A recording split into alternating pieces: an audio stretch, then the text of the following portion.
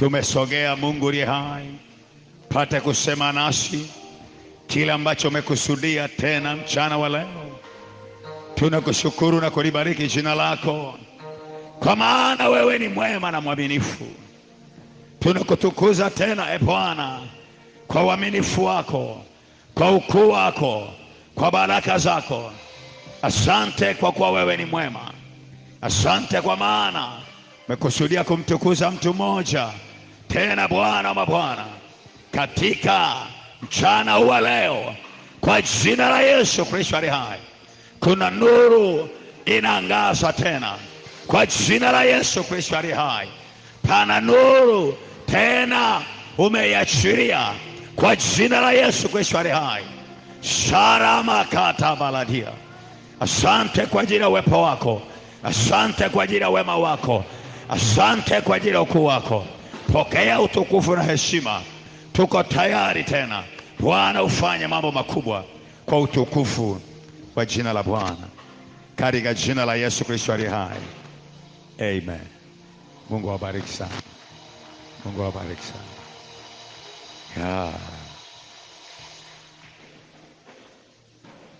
Bwana Yesu asifiwe. Bwana Yesu asifiwe. Bwana Yesu asifiwe sana. Bwana Yesu asifiwe sana. Tunamshukuru Bwana kwa fadhili zake na wema wake. Mungu amekuwa mwema. Mungu amekuwa mwaminifu.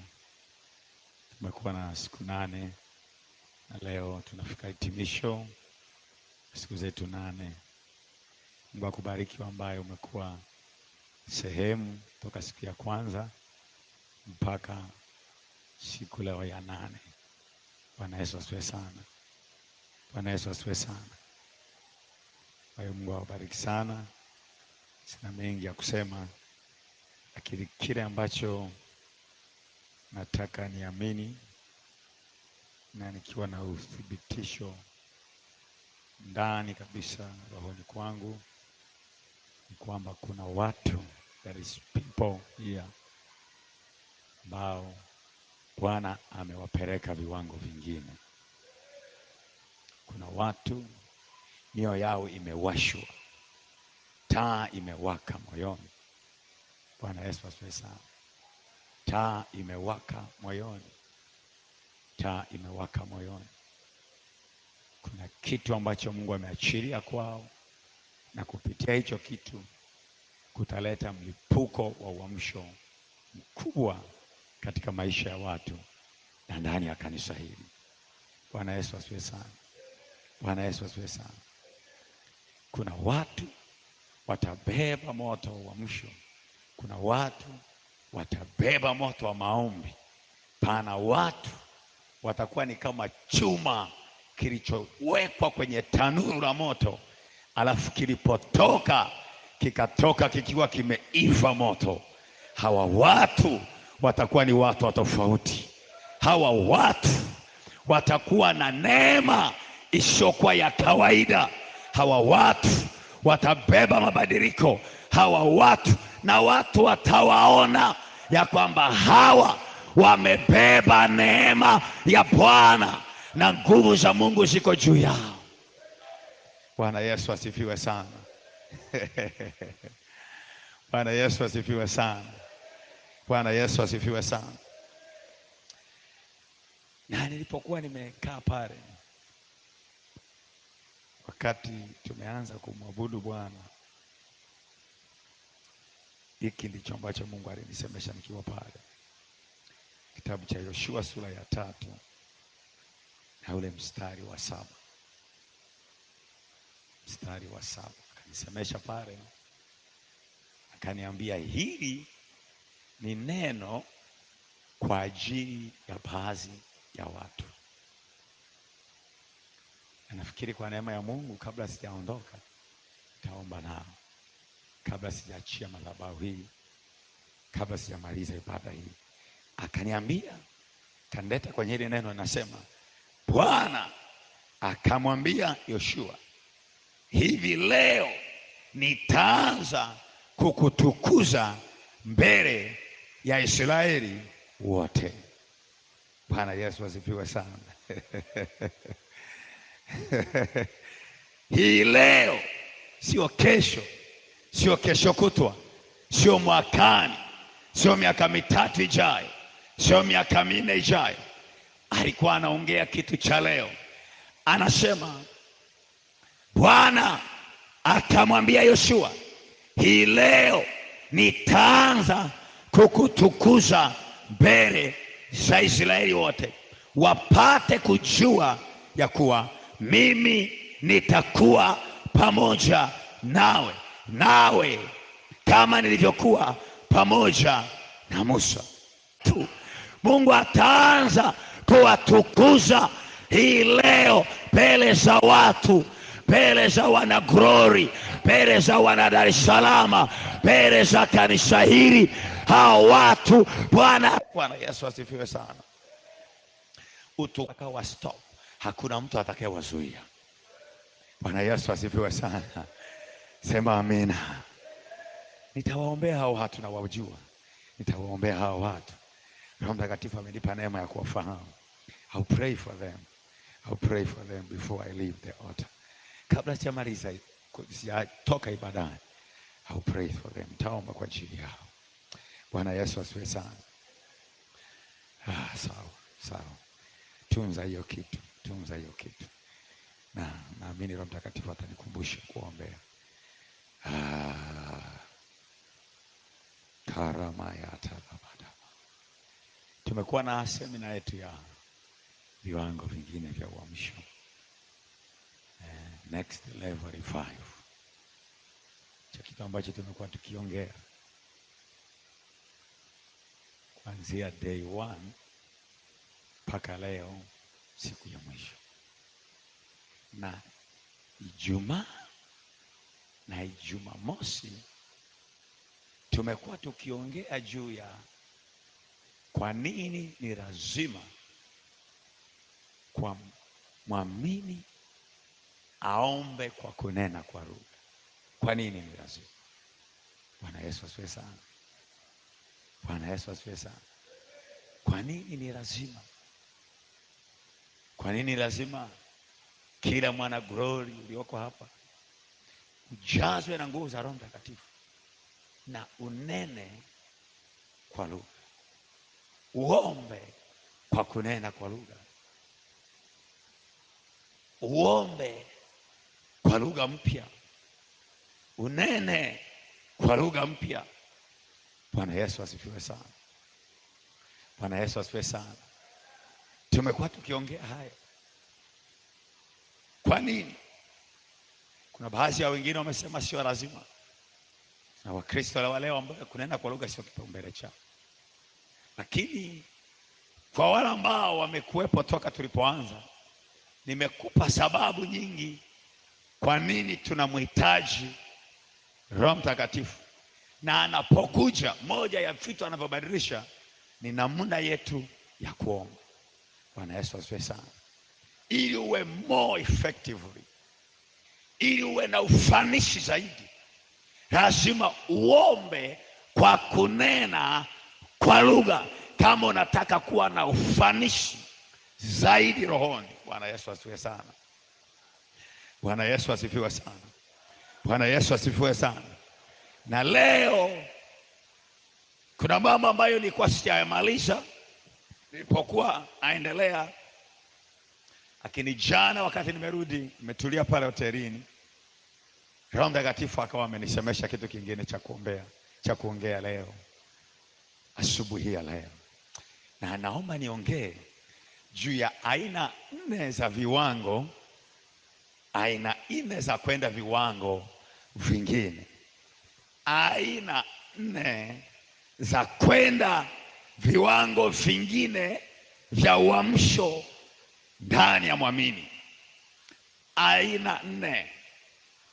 Kuna viwango kama aina 4 ya viwango ambavyo watu wengi ndio tunatembea hapo, na wengine ni 5 sio 4. Bwana Yesu asifiwe sana. Bwana Yesu asifiwe sana. Na kadri tunapookoka, tunapoendelea, Bwana anataka tupite kwenye hizi 4 stages au 5 stages, aina 4 au aina 5 za viwango mbalimbali katika ukuaji, katika uamsho, katika kutembea na nguvu za Mungu, katika kutembea na Roho wa Bwana, katika kutembea na Mungu aliye hai. Bwana Yesu asifiwe sana. Na nitakapokuwa naongea utajigundua wewe uko wapi, na utahitaji sasa upande viwango, utoke kiwango kimoja kwenda kiwango kingine. Kwa nini? Kwa sababu Bwana amesema hii leo ataanza kukutukuza mbele za watu. Kwa hiyo lazima na wewe utoke kiwango kimoja kwenda kiwango kingine. Bwana Yesu asifiwe sana. Bwana Yesu asifiwe sana. Na ashukuriwe Baba Askofu. Audio zote toka tunaanza zipo na mnazo kwenye magrupu yenu. Kwa hiyo ambao hujaja unaweza ukapata ukaanza kuzisikiliza na ukachukua hatua ya kwanza kuomba. Bwana Yesu asifiwe sana. Bwana Yesu asifiwe sana. Naomba tuende kwenye kitabu cha Ezekieli sura ya 47 mstari wa kwanza mpaka wa 5. Ezekieli sura 47 mstari wa kwanza mpaka wa 5. Kitabu cha nabii Ezekiel sura ile ya 47 mwisho kabisa pale.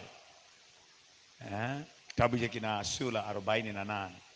Kwa hiyo moja kutoka mwisho pale 47. Sura ile ya 47 mstari ule wa kwanza mpaka wa 5. Mpaka wa 5. Mpaka wa 5.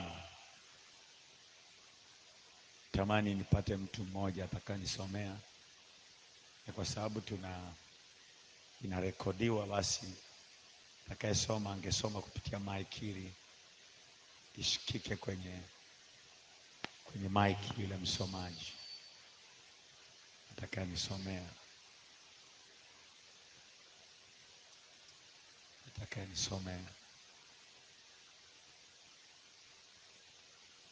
Anayenisomea, bwana wote mnaangaliana. Nani anayenisomea? Basi lete maiki kwa ndugu hapa. Amekuwa na ujasiri wa kusema mimi nasoma. Wengine kama wanaogopa vile, sijajua. Ezekiel sura ya 47 mstari wa kwanza mpaka wa 5. Soma. Nasoma katika jina la Yesu. Ndio. Ezekieli 47 mstari wa kwanza mpaka wa 5. Ndio. Baadaye akanileta tena mpaka lango la nyumba, na tazama, maji yalikuwa chini ya kizingiti cha nyumba. Kwa njia ya mashariki. Maana upande wa mbele ya nyumba ulielekea upande wa mashariki. Ndio. Nayo maji yakashuka toka chini chini ya upande wa kuume wa nyumba, upande wa kusini mwa madhabahu. Ndio. Ndipo akanileta nje kwa njia ya lango upande wa kaskazini. Akanizungusha kwa njia ya nje mpaka lango la nje. Ndio. Kwa njia yake aliyonielekea mashariki, na tazama, maji yalitoka upande wa kuume. Na alipotoka mtu yule mwenye uzi wa viwiko vya miguu. Ndio. Kisha akapima ridhaa 1000, akanivusha maji yale, maji yakafika mpaka magotini. Ndio. Mpaka magoti. Ndio. Kisha akapima ridhaa 1000, akanivusha maji yakafika mpaka viuno. Ndio. Kisha akapima ridhaa 1000, yakawa moto, yakawa maji, mto. Yakawa mto. Nisiweze kuvuka. Maana maji yalizidi maji kuogelea. Mto usiovukika. Barikiwe sana. Katika maandiko haya tumepata aina 4 za viwango vingine vya uamsho. Bwana Yesu asifiwe sana. Nabii Ezekieli kwa neema ya Bwana anatabiri mambo haya. Anasema ya kwamba palikuwa na mtu ambaye alikuja akamchukua katika roho, na alipomchukua katika roho akampeleka mpaka kwenye hekalu, na alipomfikisha kwenye hekalu, Biblia inasema akaona maji yakitoka kwenye madhabahu.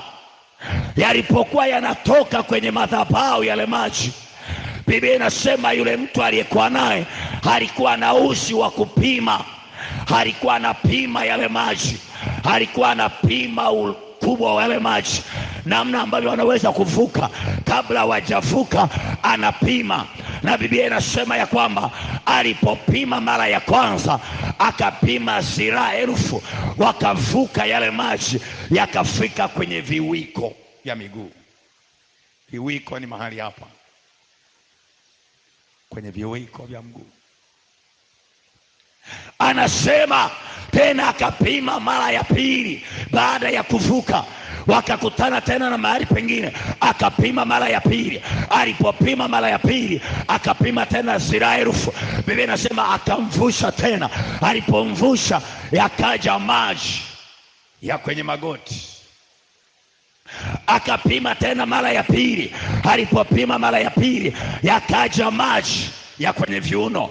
Akapima tena mara ya 4. Alipopima mara ya 4 yakaja, yakawa maji, yakawa mto usiovukika. Maana yake kadiri alivyokuwa akipima yale maji yalikuwa yanaongezeka.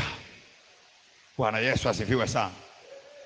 Yalikuwa yanaongezeka, yalikuwa yanatoka point A kwenda point B, yalikuwa yanatoka kiwango kimoja kwenda kiwango kingine, yalikuwa yanaendelea kupanda kwenda juu. Nataka nikwambie mpendwa, tunapoongelea viwango vingine vya uamsho, tunapoongelea viwango vingine vya Roho Mtakatifu, Roho Mtakatifu hupenda kutuchukua kutoka kiwango kwenda kiwango. Roho Mtakatifu sio roho wa kupunguza, lakini roho wa kiwango kutoka cha chini kwenda kiwango cha juu. Kadri unavyoendelea kujiachia, kadri unavyoendelea kumtaka Bwana, ndivyo anavyokutoa kiwango fulani kwenda kiwango kingine. Kwa hiyo tunapookoka tunakuwa bado hatuna maji. Tumekuwa kweli tumeokoka, lakini bado tunakuwa wakafu. Ndio maana mtu anapookoka anakuwa mkafu. Hata ukimwambia kuomba hawezi.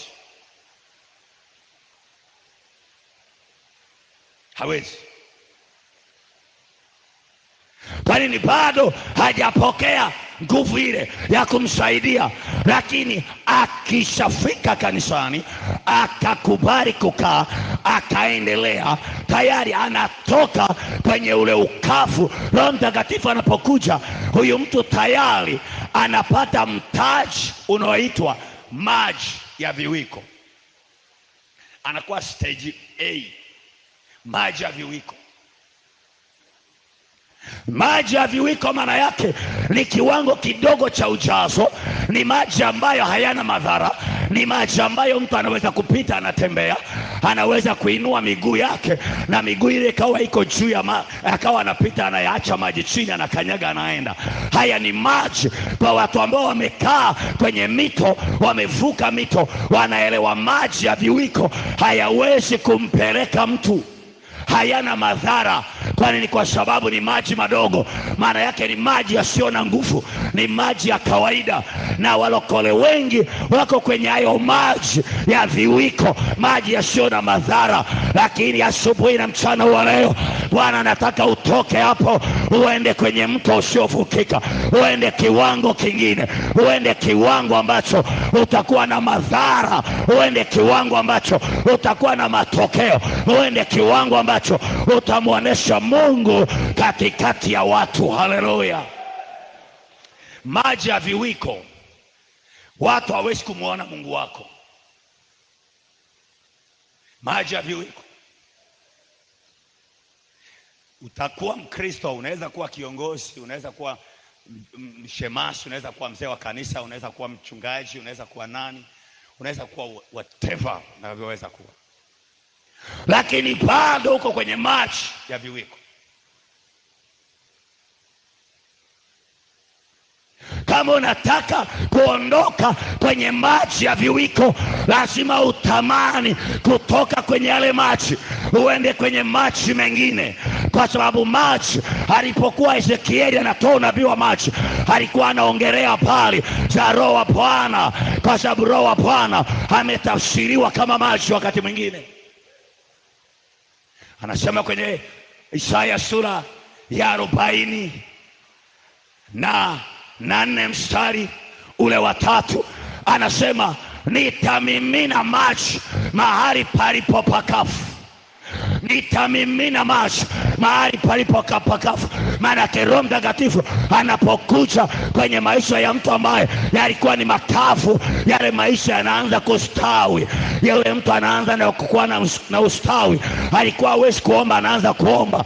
Yesu akapaza sauti akasema, kila mwenye kiu na aje anywe maji yaliyo hai, hakika mito itabubujika kutoka ndani yake. Na Biblia inasema alikuwa anaongea habari za Roho. Maana Roho wa Bwana ni maji. Anapoingia ndani ya mtu anamaliza kiu ya maji. Anapoingia ndani ya mtu, anapokaa ndani ya mtu, yale maji yanabubujika kutoka ndani. Uzima unabubujika kutoka ndani. Changamoto zinaondoka. Yale maji yanapobubujika, yale maji yanapobubujika yanamsafisha yule mtu. Yale maji yanapobubujika yanamwacha mtu salama katika jina la Yesu aliye hai. Bwana Yesu asifiwe sana. Bwana Yesu asifiwe sana. Bwana Yesu asifiwe sana. Maji. Kwa hiyo kiwango cha kwanza ni maji ya viwiko, na watu wengi tuko hapo. Nataka nikwambie mpendwa, weka mpango kazi wa kutoka kwenye hayo maji ya viwiko. Maji ya viwiko, walokole walio kwenye maji ya viwiko, hata maofisini kwao watu hawajui kama wameokoka. Wanakuona tu Jumapili haupo, na waambie unaenda kanisani, lakini Mungu wako ana matokeo. Lazima utoke huko, watu wamuone Mungu wako, na watamuona kama uko kwenye maji ya viwiko. Lazima useme kuanzia leo, ninatoka kwenye maji ya viwiko. Ninataka nipande juu kwenye maji, angalau nifike ya magoti. Nitoke kwenye magoti niende kwenye viunoni. Nitoke kwenye viuno niwe mtu usiovukika. Niwe mtu usiovukika. Niwe mtu wa kuogelea. Niwe mtu ambao mtu akija kwangu yale maji yanampeleka. Changamoto ikija kwangu yale maji yanampeleka. Magonjwa yakija kwangu yale maji yanapita nayo. Shida ikija kwangu yale maji yanapita nayo. Karababa yaka. Ninaongea na mwanaume na mwanamke. Mchana wa leo tamani uende maji ya viwiko katika jina la Yesu. Tamani utoke maji ya viwiko uende maji ya magoti. Utoke magotini uende viunoni. Utoke viunoni uwe mto usiovukika. Na hiyo haiji tu kwa neema ukiwa umekaa, inakuja kwa kuitafuta. You have to pay the price ili iweze kuja. Haiji tu hivi hivi. Niliwaambia katikati hapo kwamba kuna gharama. Wengi wanatamani wamuone Mungu kwenye maisha yao, lakini hawako tayari kulipa gharama. Hawako tayari kulipa gharama. Hakuna. Nilikwambia kitu pekee tunachokipata bure ni wokovu. Kuokoka ni bure. Lakini kutokea hapo unapookoka, kuna mambo ili yaje gharama. Ni gharama. Ni gharama. Ni gharama. Lazima utamani utoke mahali fulani. Useme sitakaa wa kawaida. Mungu wangu hatatukanwa.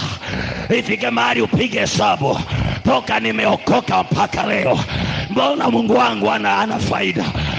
Biblia inasema ya kwamba Daudi anawaambia watu ya kwamba watu sema ya kwamba yuko wapi Mungu wako? Maana yake kuna watu walikuwa wanamwambia, tunakuona kila siku wewe ni mtu wa ibada, lakini wewe sio God. Bwana tumuoni kwa matendo, Bwana tuoni kwa matokeo. Akasema wait, akasema subiri, nitamtafuta Bwana mpaka aonekane. Ndio maana anasema mwili wangu umekonda kwa kukosa mafuta. na mifupa yangu imetofika kwa ajili ya kufunga, na maombi yangu yakarejea kifuani. Anasema ya kwamba maombi yangu yamo katika chupa, nyumbani mwa Bwana ameyahifadhi, yamekaa, yanaleta matokeo katika maisha yangu. Lazima uamue mpendwa, utoke kwenye viwiko, utoke kwenye viwiko. Na nilikwambia lazima uweke mpango kazi wa kuanza maombi na kusoma neno kusikoweza kukatika. Kama unataka kutoka hapo kwenye magoti, na nilikwambia ukianza kufanya hivyo unaondoka. Kuna viwango vingine leo Bwana kupeleke. Bwana kupeleke. Na nilikwambia kanisa hili halitatosha. Kuna mlipuko wa vijana unatokea. Kuna mlipuko wa kina mama unatokea. Kuna mlipuko wa kina baba unatokea. Kuna waombaji watazaliwa. Kuna waombaji watazaliwa. Kuna waombaji watazaliwa. Pana mashujaa watakaokuwa wanapokaa nyumbani, wa utawakuta karababa yataba saraba yatabaladia. Yuko wapi Bwana? Yupo wapi Mungu aliye hai? Nataka nikuone hao watu watazaliwa katika kanisa hili. Hao watu watazaliwa wenye mioyo yenye shauku, mioyo iliyojaa shauku. Achana watu ambao wanasema ya kwamba zamani nilikuwa naomba, zamani nilikuwa nafunga. Nataka nikwambia hata hao watafufuliwa tena. Ile kiu ya maombi itarudi, ile shauku ya kuomba itarudi. Sijaongelea mifungo, ninaongelea tu maombi peke yake. Maombi, mfungo ni kitu kingine, lakini ile shauku ya kuomba Bwana aisae tena kwa upya, ili utoke maji ya viwiko kwenda maji ya viuno. Mungu hataonekana kwenye maisha yako kama utakuwa mvivu. Mungu atembei na wavivu. Mungu atembei na wavivu. Mungu anatembea na watu waliojikana. Mungu anatembea na watu walioamua kumtafuta. Mungu anatembea na watu ambao wamekusudia. Kuna mwingine anasema, mchungaji, unatuambia tuwe waombaji tu kila siku tunaomba. Mimi sijasema hivi ya kwamba muda wote unaomba. Na wewe maombi umekariri mpaka upige magoti. Uache shughuli zako. Rudia audio ya siku ya Ijumaa na Jumamosi, utaona ya kwamba uhitaji upige magoti. Hauhitaji utoke kazini. Hauhitaji uache kazi. Hauhitaji uache biashara zako eti uje ukae kanisani tu uombe. Sijasema hivyo. Nimekwambia baada ya Roho Mtakatifu kuja, Roho Mtakatifu utaanza kuomba. Kwa nini muamini anapaswa kuomba kwa kunena kwa lugha? Tulisema ya moja ya vitu tulivyosema, tukasema hivi, anaponena kwa lugha mtu ni roho yake inaomba, wakati huo akili yake haifanyi chochote. Si ndivyo tulisoma kwenye kitabu kile cha Wakorintho wa kwanza sura ya 14 na ule mstari wa 18, ule mstari wa 4? Si ndivyo tulisoma? Tukasema Biblia ya Agano Jipya, tafsiri ya Agano Jipya inasema anenaye kwa lugha zingine roho yake inaomba, akili yake haifanyi chochote. Maana yake kuna level ya maombi, ikifika eneo unaanza kuomba wakati unafanya kazi zingine. Yani uko kwenye shughuli zako, kuna level utafika, unaweza kuomba umelala, unaweza kuomba unatembea, unaweza kuomba unaongea na mtu, unaweza kuomba unapika, unaweza kuomba unafua, unaweza kuomba unaoga, unaweza kuomba saa yoyote. Haleluya! Kuna viwango vikifika, kuna viwango utakapo maintain, itafika mahali maombi yako yatabadilika. Hayatakuwa tukio, bali itakuwa ni maisha, yatakuwa ni maisha ya ndani. Ni lazima utoke kwenye maji ya viwiko.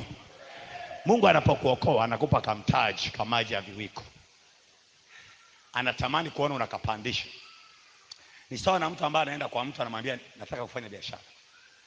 Hakuna mtu mahali utaenda upewe mtaji wa milioni 50 uanze biashara.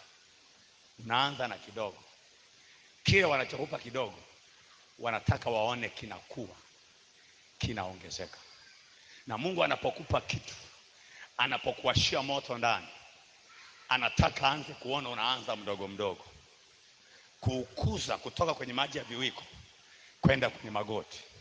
Ukimaster kwenye maji ya magoti, unatoka kwenye magoti unaenda viunoni. Ukimaster kwenye maji ya viunoni, unaenda mto usiovukika. Bwana Yesu asifiwe sana. Bwana Yesu asifiwe sana. Bwana Yesu asifiwe sana. Ezekieli anatuambia ya kwamba akamvusha mara ya kwanza, ikawa maji ya kwenye viwiko, akavuka bila shida. Huyu Mkristo mwenye roho wa Bwana wa kiwango cha maji ya viwiko, huyu huwa anakuwa, wakati mwingine anaweza kuwa, ubarikiwe sana, barikiwe sana, anaweza kuwa ameokoka na bado ana tabia za ajabu. Anaweza kuwa ameokoka na bado ni mkorofi. Anaweza kuwa ameokoka na bado kuna roho za ajabu ziko ndani mwake. Anaweza kuwa ameokoka na bado ni msengenyaji. Anaweza kuwa ameokoka na bado kuna mambo hayuko tayari kuyaacha. Anaweza kuwa bado ameokoka lakini bado anaishi maisha ya kuangalia watu. Ameokoka akiwa kanisani, akitoka kanisani ni kama mpagani mwingine, hana tofauti. Bwana Yesu asifiwe sana. Tunao watu wengi ameokoka lakini bado ni kijana, bado washerati, bado dhambi ya ngono, bado anaangalia picha za ajabu, bado ana mambo mengi.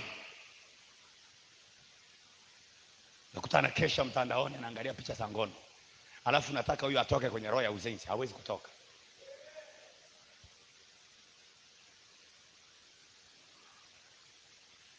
Unakesha unaangalia movie za mapenzi, alafu unataka Bwana kuponye na roho ya uzinzi. Hamna.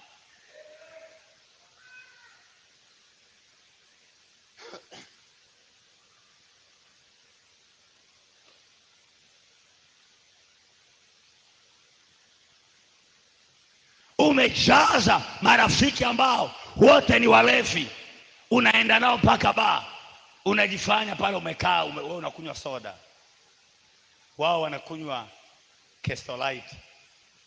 Unasema mimi sinyagi bia, mimi nakunywa tu soda. Alafu bado unataka roho wa Bwana atembee na wewe. Ni gharama. Ndio maana wengi hatumuoni huyo roho. Kwani kwa sababu ni gharama.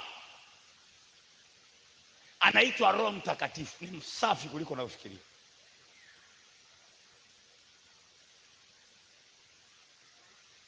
Ni msafi mno.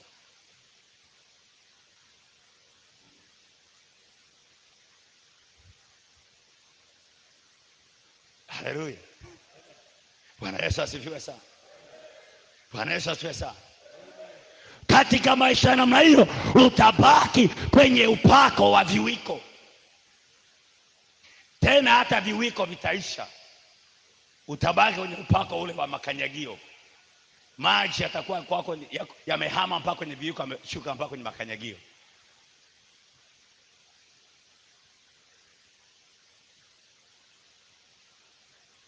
Hataweza kukaa. Utakuwa na ule roho wa msisimko. Tukifika ibadani, ukiona mwenzako anaomba, ukiona analia, ndio unaona kumbuka. Unaanza kujiminya macho. Mara unakumbuka nyumbani, unakumbuka changamoto fulani ulipitiaga, unakumbuka kuna mtu alikunyimaga hela na anaso, ndio unavuta hisia, ndio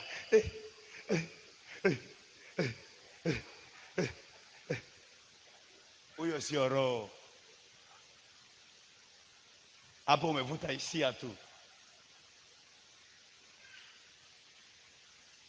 Bwana Yesu asifiwe sana.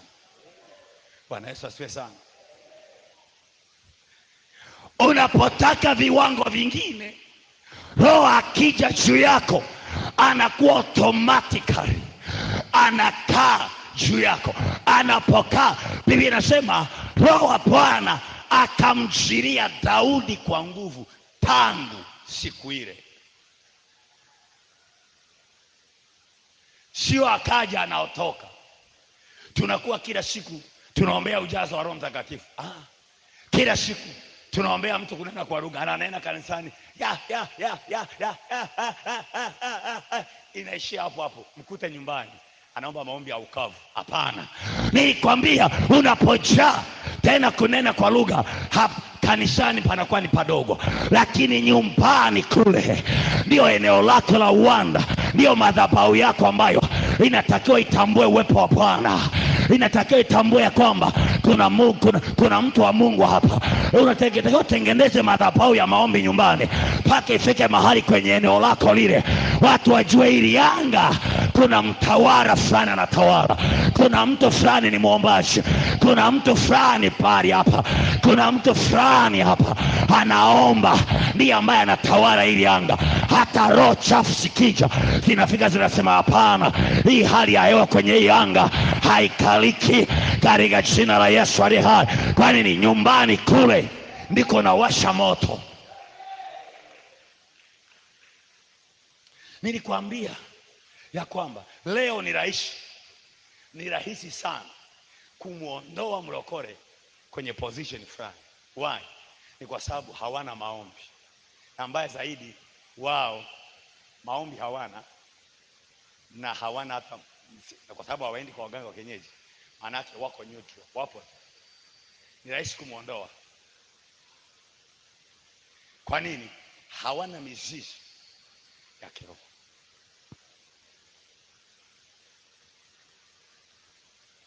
Lakini ni kazi kumuondoa mtu ofisini ambaye linaendaka kwa waganga wa kienyeji alishagi kwenda. Tena mpaka mwenyewe unakuta mlokora analiogopa. Sema hii cheza na lile hatari. Inawaondoaga watu kazini, wanaliogopa kila mtu. Kitu ambacho ni aibu. Wewe unapaswa kuwa ndio ambaye jamani, cheza na mtu mwingine, huyo ukimgusa umepotea. Hautaweza kusurvive na huyo mtu. Kwa sababu ana viwango. Alipomvusha maji ya viwiko, ni maji yasiyo na madhara. Kiwango cha maji ya kiwiko hayana madhara. Hata mtoto anayavuka, hata mtu yoyote anayavuka, hayawezi kumpeleka. Lakini Biblia inasema akamvusha mara ya pili, akayapima yale maji, yakaenda kwenye magoti. Kiwango cha pili cha level ni kiwango cha magoti. Yalipoenda kwenye magoti, tayari angalau maji ya kwenye magoti. Ukipita kwenye mto ambao unapeleka, maana huu ni mto, Roho Mtakatifu ni kama mto, huwa ana nguvu, anapeleka, ni maji yenye nguvu. Ukipita kwenye maji yenye nguvu ambayo yako kwenye magoti, wanakushauri usitembee ukiwa umeinua miguu. Wanakushauri utembee unakokota. Unanielewa? Huwezi kukimbia kwenye maji ya magoti. Huwezi kupita unakimbia kwenye maji ya nini? Tayari maji ya viwiko utapita unakimbia. Pacha unaenda. Maji ya kwenye magoti huwezi kupita unakimbia. Speed inapungua. Maana yake watu wanaokujia lazima waanze kujipanga. Lazima wasome mazingira, huu pepo unapitika au haupitiki. Naona namna wanavyotembea. Maana kuna namna ambavyo wanaanza kuona huyu mtu sio wa kawaida. Bwana sio kama wajana. Bwana Yesu asifiwe sana. Bwana Yesu asifiwe sana. Bwana Yesu asifiwe sana. Huyu mtu ameanza kuwa mlokole anayejitambua. Ameanza kutoka kwenye level za wachanga. Huyu mtu akiwakuta hata mnaongea mabaya, mkimuona mnageuza mada. Kama unaweza kukaa ukakuta watu fulani wanaongea ubaya, na ukafika na wanakuelewa na umeandaa kanisani, na ukafika wakaendelea kuongea, ujue uko kwenye viwiko.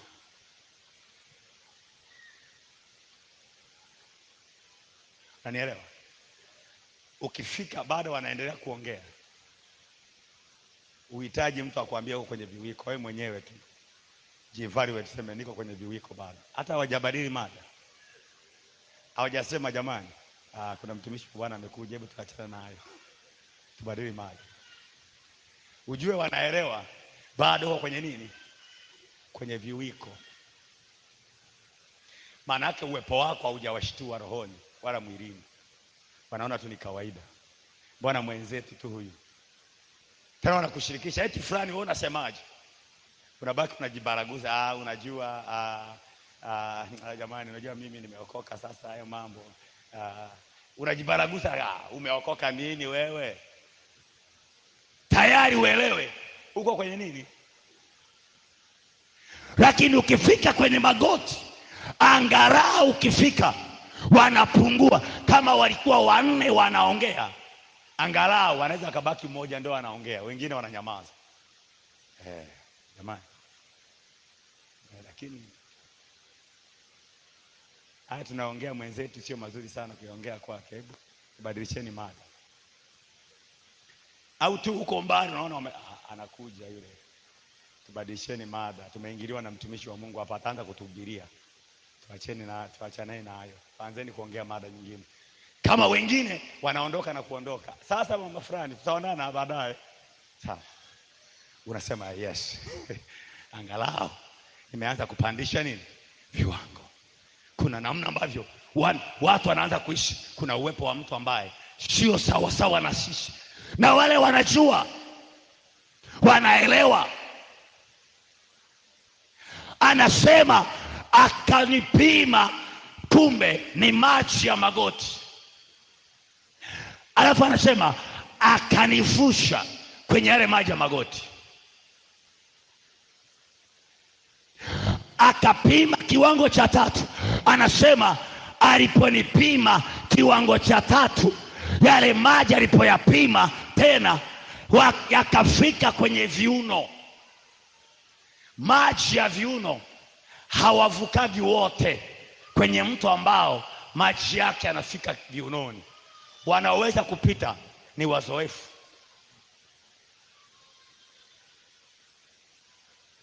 Mto wanaopita wanakuwa ni wachache. Kwa nini? Kwa sababu ni maji yenye nguvu. Maji kadri yanavyokuwa na kina ya mto, ndivyo yanakuwa na nguvu zaidi. Nilipokuwa nasoma sifa za wana wa Gad, wa Dani, kwenye kitabu kile cha Nyakati wa kwanza sura ya 12 kuanzia mstari wa 1 kuendelea mpaka mwisho pale, anasema hawa wana wa Gad, watu mashujaa ambao mtu mmoja mdogo alikuwa na thamani ya watu 100 na mtu mmoja mkubwa alikuwa na thamani ya watu 1000. Walikuwa ni watu ambao wepesi kama kurungu juu ya milima, wananyuswa kama za simba, watu waliozoea vita.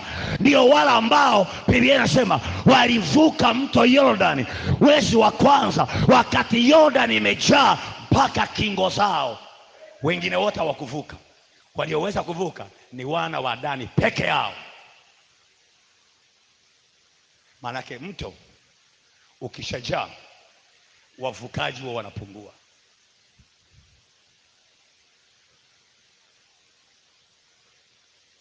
Bwana Yesu asifiwe sana. Unamtaka Mungu, unataka uone uweza wa Bwana, unataka uone Bwana akijidhihirisha kwenye maisha yako, unataka uone wokovu wenye mabadiliko, unataka uone matendo makuu ya Bwana. Hayawezi kuja hivi hivi yakakukuta tu wewe upo. Ni gharama. Ni nini? Gharama. Mwambie jirani yako ni gharama.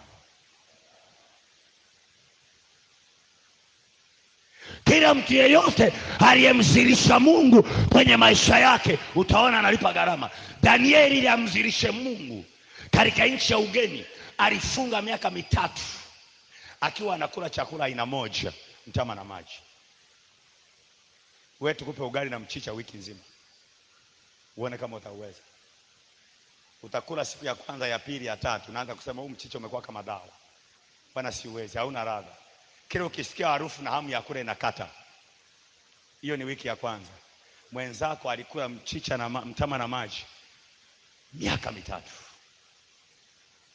Alafu Biblia inasema baada ya miaka 3 hawa vijana 4 ambao wanakula mchicha, mtama na maji, Biblia inasema wakaonekana wamenenepa kuliko Wakaridayo waliokuwa wanakula chakula cha mfalme. Alafu Biblia inasema wakawa wazuri wa uso, tena werevu mara 10 zaidi ya ufahamu wao kuliko Wakaridayo. Alafu Biblia inasemaje? Huyo Danieli akadumu mpaka wakati wa Koreshi. Hakuna mtu angeweza kumuondoa Danieli kwa sababu ya kiwango cha neema alichokuwa amekusanya, kiwango cha upako alichokuwa nacho, kiwango cha nguvu za Mungu alichokuwa nacho, kiwango cha viwango alivyokuwa amefikia. Akadumu. Kwa nini watu hawadumu? Kwa sababu hawana cha kuwasababisha wadumu. Angalia maombi yako. Wewe maombi yako unazidiwa hata na Muislamu. Muislamu mwenyewe huwa anaamka saa 11 anaenda swala anaenda. Saa 7 anafunga duka anaenda. Wewe si hata kufunga tu biashara yako mara moja kuja ibadani unaonaga ni shida. Lakini mwenzako kila siku anafunga.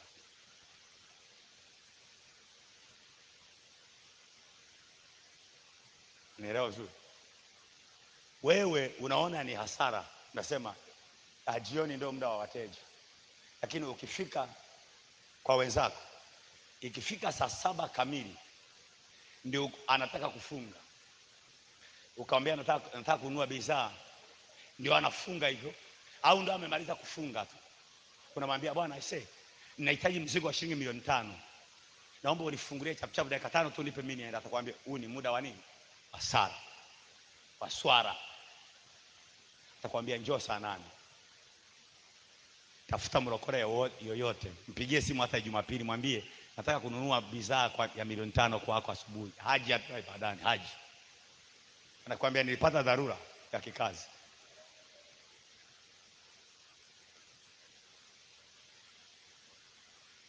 Alafu unataka upambane naye.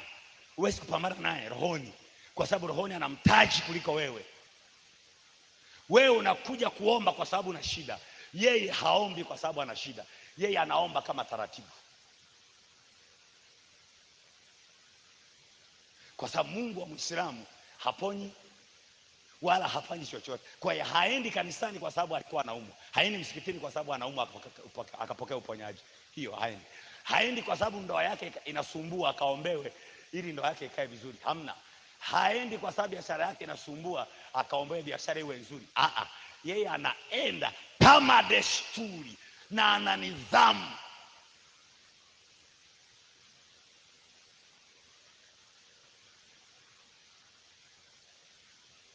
Ukielewa, ukitaka kujua kwamba wewe unaombaga ili kwa sababu ya shida, waambie hata tu ukija tu kwenye maombi hapo wakutoka kama mimi mchungaji niombe na jambo fulani, mchungaji kwambie niko busy labda uje kesho. Utasema ili kanisa limepoa. Niliwaambia waniombea hapo, wajaniombea na hama na kanisa. Maana yake unakuja kwa sababu ya maombi.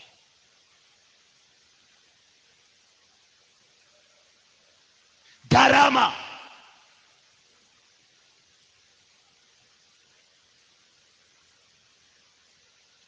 Bwana Yesu asifiwe sana. Sawa sawa, tuko pamoja.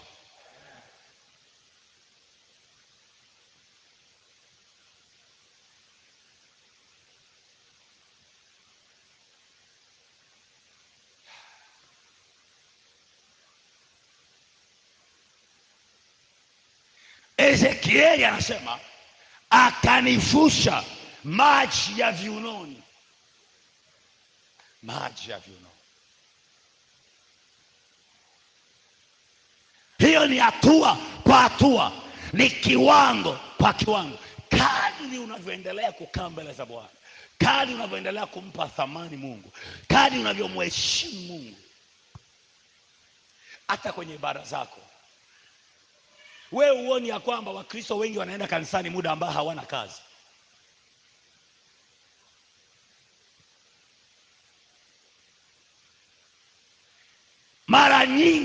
Unakuja kanisani wakati ambao hauna kazi. Mara nyingi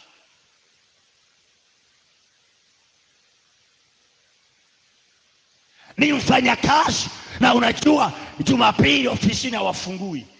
Nikikaa hapa nyumbani hapa nitaboreka, ngoja niende zangu kanisani. Unakuja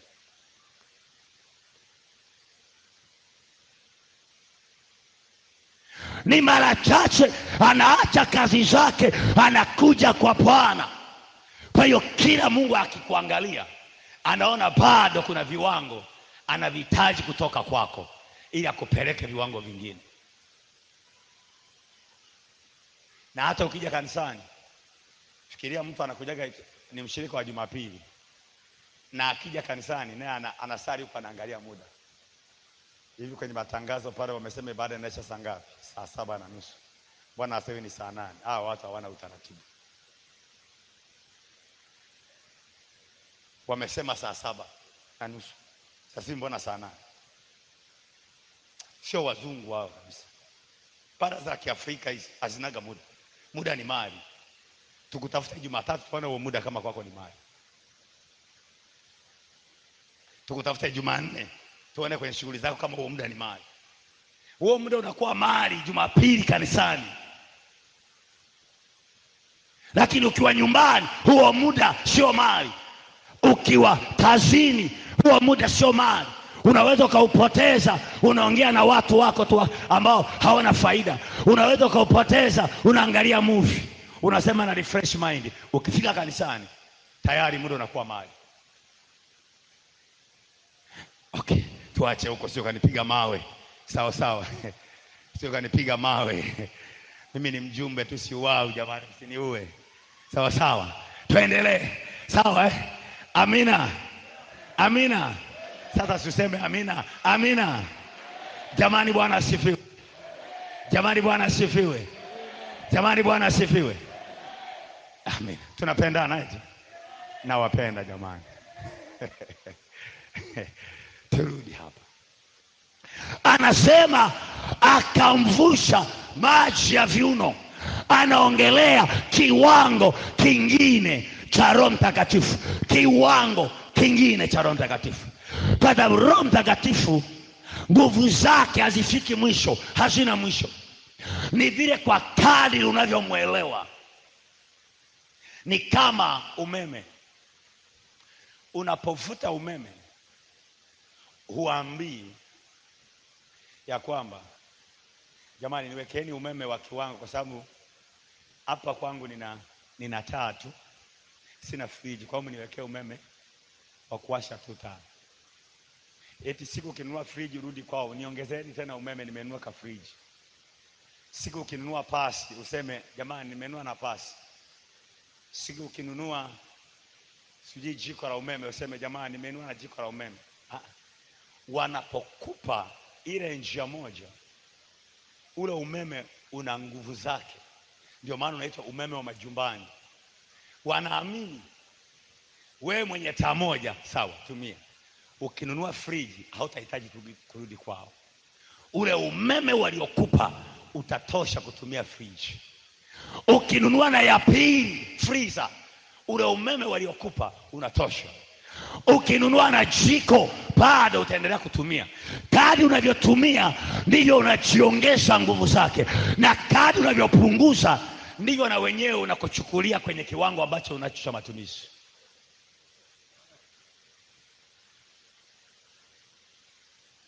Ukichomeka friji, ukawasha TV, ukawasha jiko la umeme, ukaangalia pale kwenye unity, utaona zinaenda. Kwa nini? Kwa sababu umeongeza matumizi. Ukiongeza matumizi maana yake na wenyewe unaendelea kujigenerate wa kutosha. Ukipunguza na wenyewe unajipunguza. Ni sawa na Roho Mtakatifu. Ukitaka kuongeza kiwango naye anaenda. Ndio maana ile nguvu ambayo imeandikwa kwenye Matendo ya Mitume sura ya 1 mstari wa 8 anasema mtapokea nguvu akisha kuachilia. Ile nguvu kwenye lugha ya Kiyunani wanatumia neno dunamis. Dunamis ni nguvu ambayo inajigenerate yenyewe, inajiongeza yenyewe, inajiongeza yenyewe. Kadri unavyoomba ile nguvu inaongezeka, inakutoa inakutoa kiwango kingine kwenda kingine, inakutoa kiwango kimoja kwenda kingine. Ulikuwa unatembea kwenye maji ya viwiko, unapokazana yanakuhamisha kwenye maji ya viwiko, yanakupeleka magoti. Ukikaa kwenye magoti pale, unaongeza gharama ya maombi, unaongeza usomaji wako wa neno, unaendelea kuimarisha utakatifu wako. Roho Mtakatifu anakuambia saa hii na kuchukua kwenye level nyingine, anakupeleka level ya viuno. Unaanza kutembea kwenye mto wa viuno, unaanza kutembea kwenye maji ya viuno, unaanza kutembea kwenye upako ambao wanaokusogelea ni wachache. Marafiki wanapungua, watu wabaya wanapungua, marafiki waovyo wanaondoka, unabaki watu wema. Unapewa jicho la rohoni, unaanza kumwona adui anayesema tuko pamoja. Unaanza kujua mambo mbalimbali, unaanza kuelewa mambo mbalimbali. Anaongeza ufahamu wako, anapanua akili yako, anakupa ufahamu katika mambo mbalimbali, anakupa ufahamu katika kutafsiri ndoto, katika kufumbua maono, na mambo yanaanza kuwa. Ulikuwa na magonjwa yanaondoka yenyewe, ulikuwa na shida mbalimbali zinaondoka zenyewe, ulikuwa huna kibali unapata kibali. Kuna watu walikukataa, saa hii wanakupokea katika jina la Yesu aliye hai. Kwa nini? Kwa sababu umehama level. Unapohama level, unaenda level nyingine, unakutana watu wengine. Huduma yako ulikuwa unawahudumia watu wa jamii moja, wanaongezeka wahudumiwaji, wanaanza kujua watu wa mbali, wanaanza kujua watu wa nchi za nje, wanaanza kujua watu wa East Africa, wanaanza kujua watu wa Afrika ya Kati, wanaanza kujua kusini mwa Afrika, wanaanza kujua Afrika kaskazini, wanaanza kujua Afrika magharibi, wanaanza. Unatoka Afrika unaenda bara lingine, unaanza kufuma.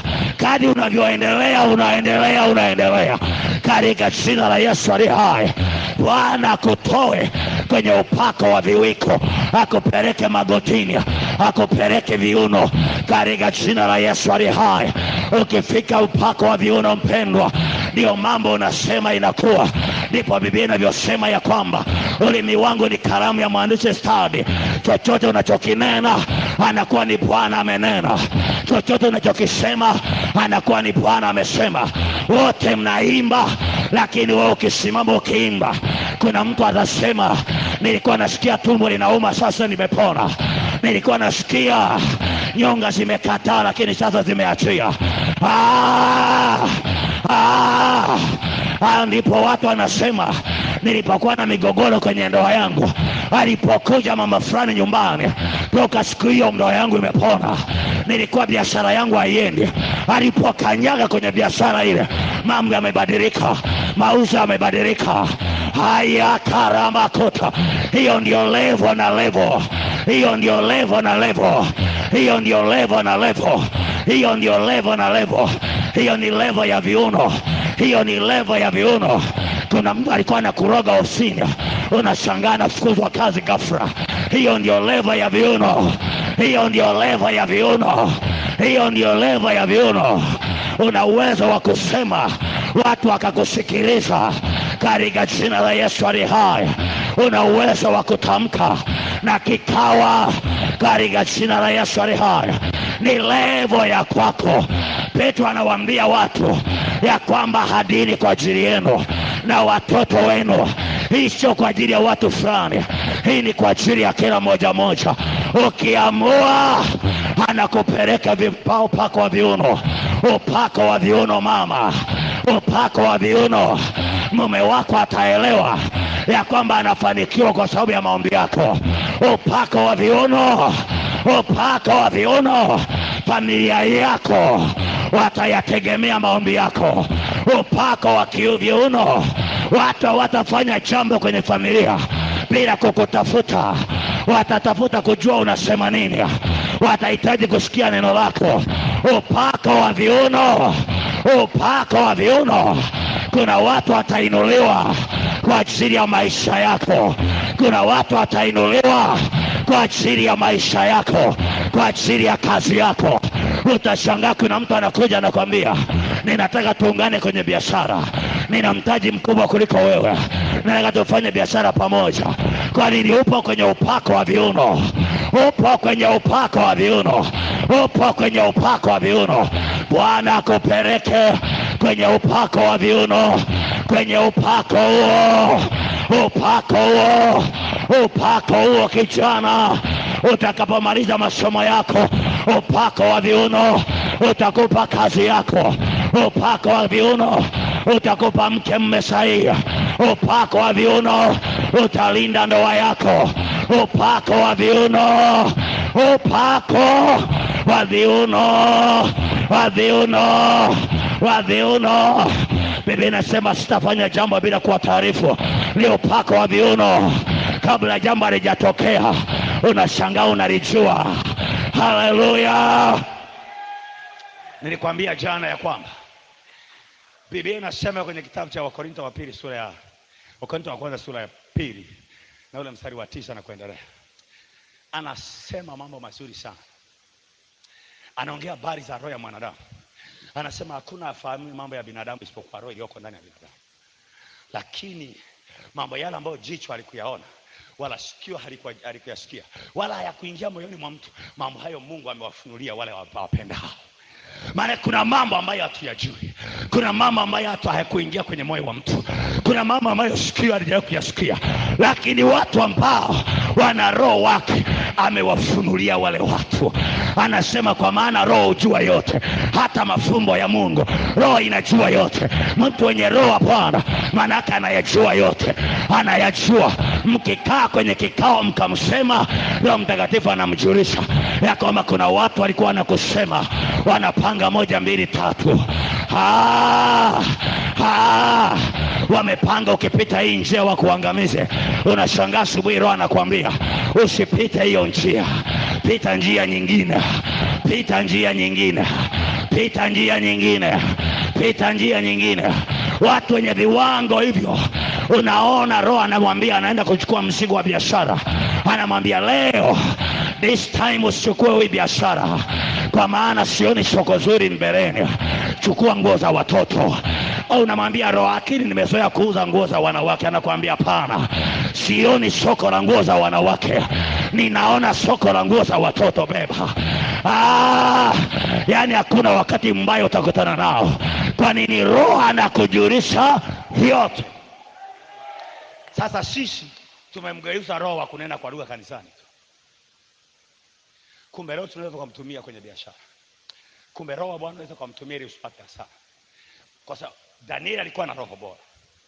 Na Biblia inasema Dario akamweka miongoni mwa wakubwa watatu ili asipate hasara. Akaona mambo yote yanafanikiwa.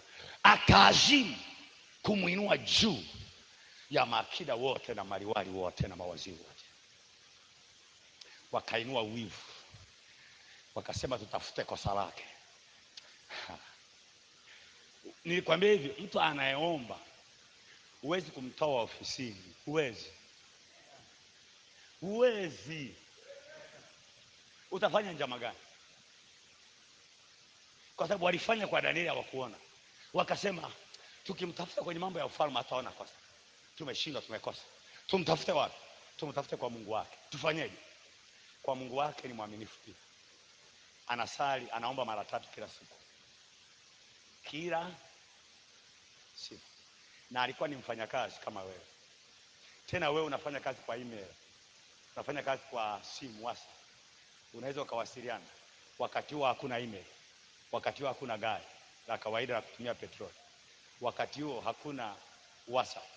Wakati huo hakuna video call. Hakuna teleconference. Hakuna telephone. Hakuna chochote. Kwa hiyo unaweza ukaimagine alikuwa busy kiasi gani.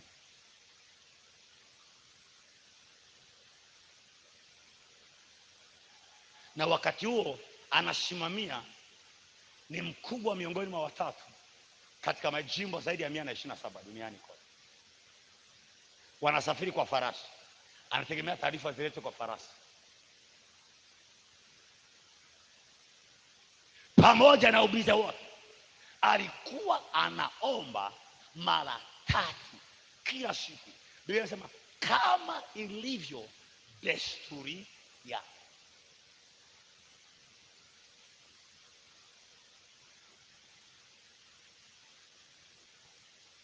kama ilivyo. Yes.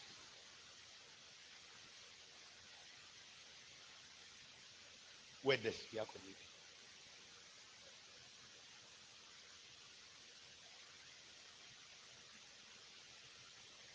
Neno lenyewe unasoma Jumapili mpaka Jumapili. Ikifika Jumapili asubuhi ndio unaanza kutafuta Biblia iko wapi. Unaanza kugombana watoto. Watoto, Biblia yangu iko wapi? Nani alinipokea Jumapili? Mbona sijaiona?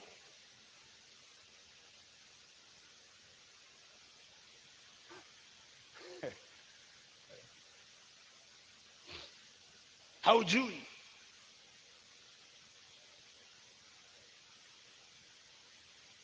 Wiki nzima haujanena kwa lugha, maana yake hauja activate roho yako. Kwa sababu nikwambia kunena kwa lugha is an activator. Ni muishaji. Ili roho yako iwe more effectively, iweze kusense mambo mbalimbali, iweze kusense hatari mbalimbali, lazima unene kwa lugha zaidi. Kila siku. Kwa sababu tulisema anenaye kwa lugha, roho yake inaomba, akili yake haifanye chochote.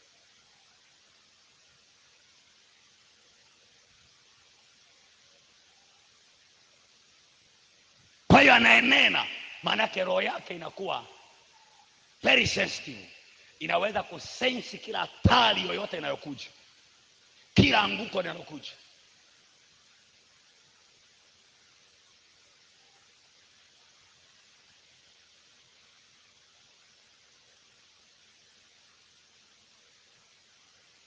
Yanangu mmoja alikuwa anafanya kazi, alafu siku moja akaota ndoto. Ameenda amechukua ATM yake kwenda benki kwenda kutoa hela. Alipofika akaingiza ATM card, akaweka namba ya siri kwenye ndoto hapo. Akasubiri hela zije, akasikia kabisa mashine ya hesabu. Alafu ikanyamaza. Ilipotoa yakatoka makaratasi. Sio hela.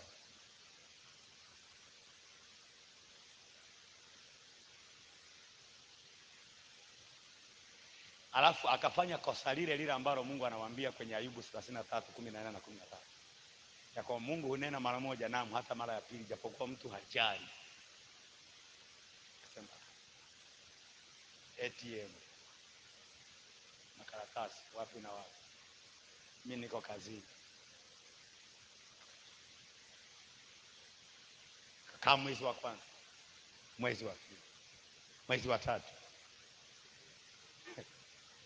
mwezi wa 4 mshahara mmoja, mwezi wa 5 mshahara mmoja, mwezi wa 6 mshahara mmoja, mwezi wa 7 mshahara mmoja, mwezi wa 8 mshahara mmoja.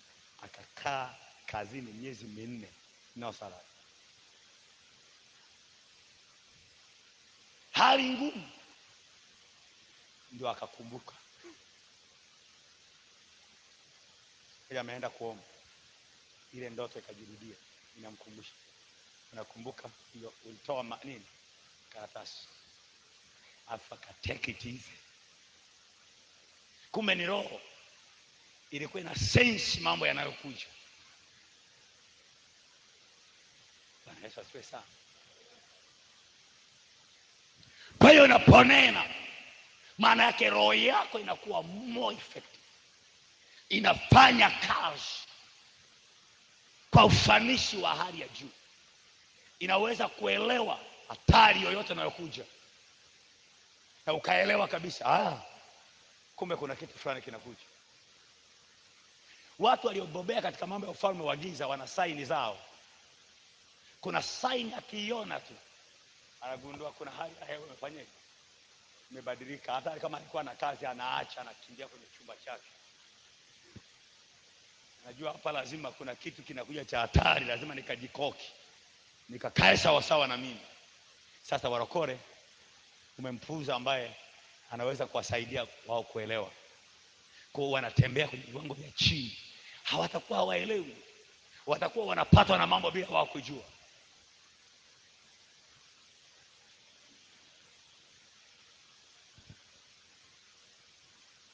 Kuna vijana wangu tulikuwa tunaomba nao siku moja. tunaomba na kwa mlimani tunaomba. Tulipokuwa tunaomba, tumepiga siku ya kwanza, ya pili, ya tatu.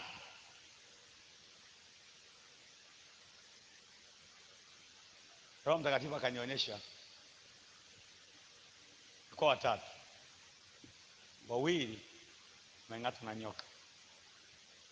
Damu zinatoka lakini hawasikii maumivu. Moja imemkosa, imemng'ata lakini damu hazitoki. Nilipotoka nikaelewa. Nikaambia jamani, kuna hatari inakuja mbele yenu. Hamtaweza kusurvive kama hamtaongeza kiwango cha maombi.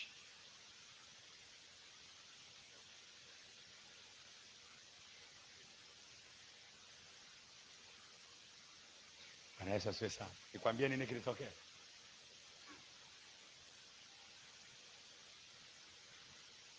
Haikupita miezi mitatu, wale vijana hivi tunavyoongea sina nao wale vijana.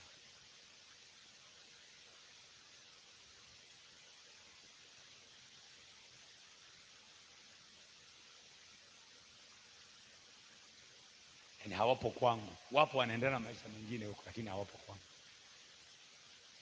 Kilichowapata anaelewa. Tunapomzimisha kuna taarifa hata tupa. Kuna viwango tukitembea navyo haitafika mahali hata kuna vitu tutaviona. Tutakuwa tunaenda kama vipofu, lakini tukiwa rohoni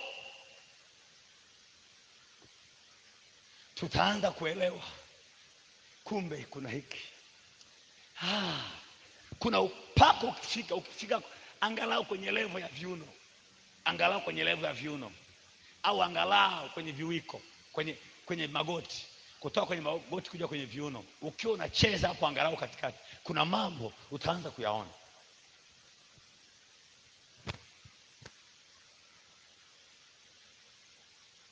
Leo mambo mengi yanatokea wewe bila kujua. Mara kuna changamoto kazini imetokea, mara kuna moja kimekupata, mara kuna moja imetokea, mara kuna mwanao moja imetokea, mara kuna kitu fulani kimetokea. Hiyo ni sign ya kwamba sensa yako haifanyi kazi.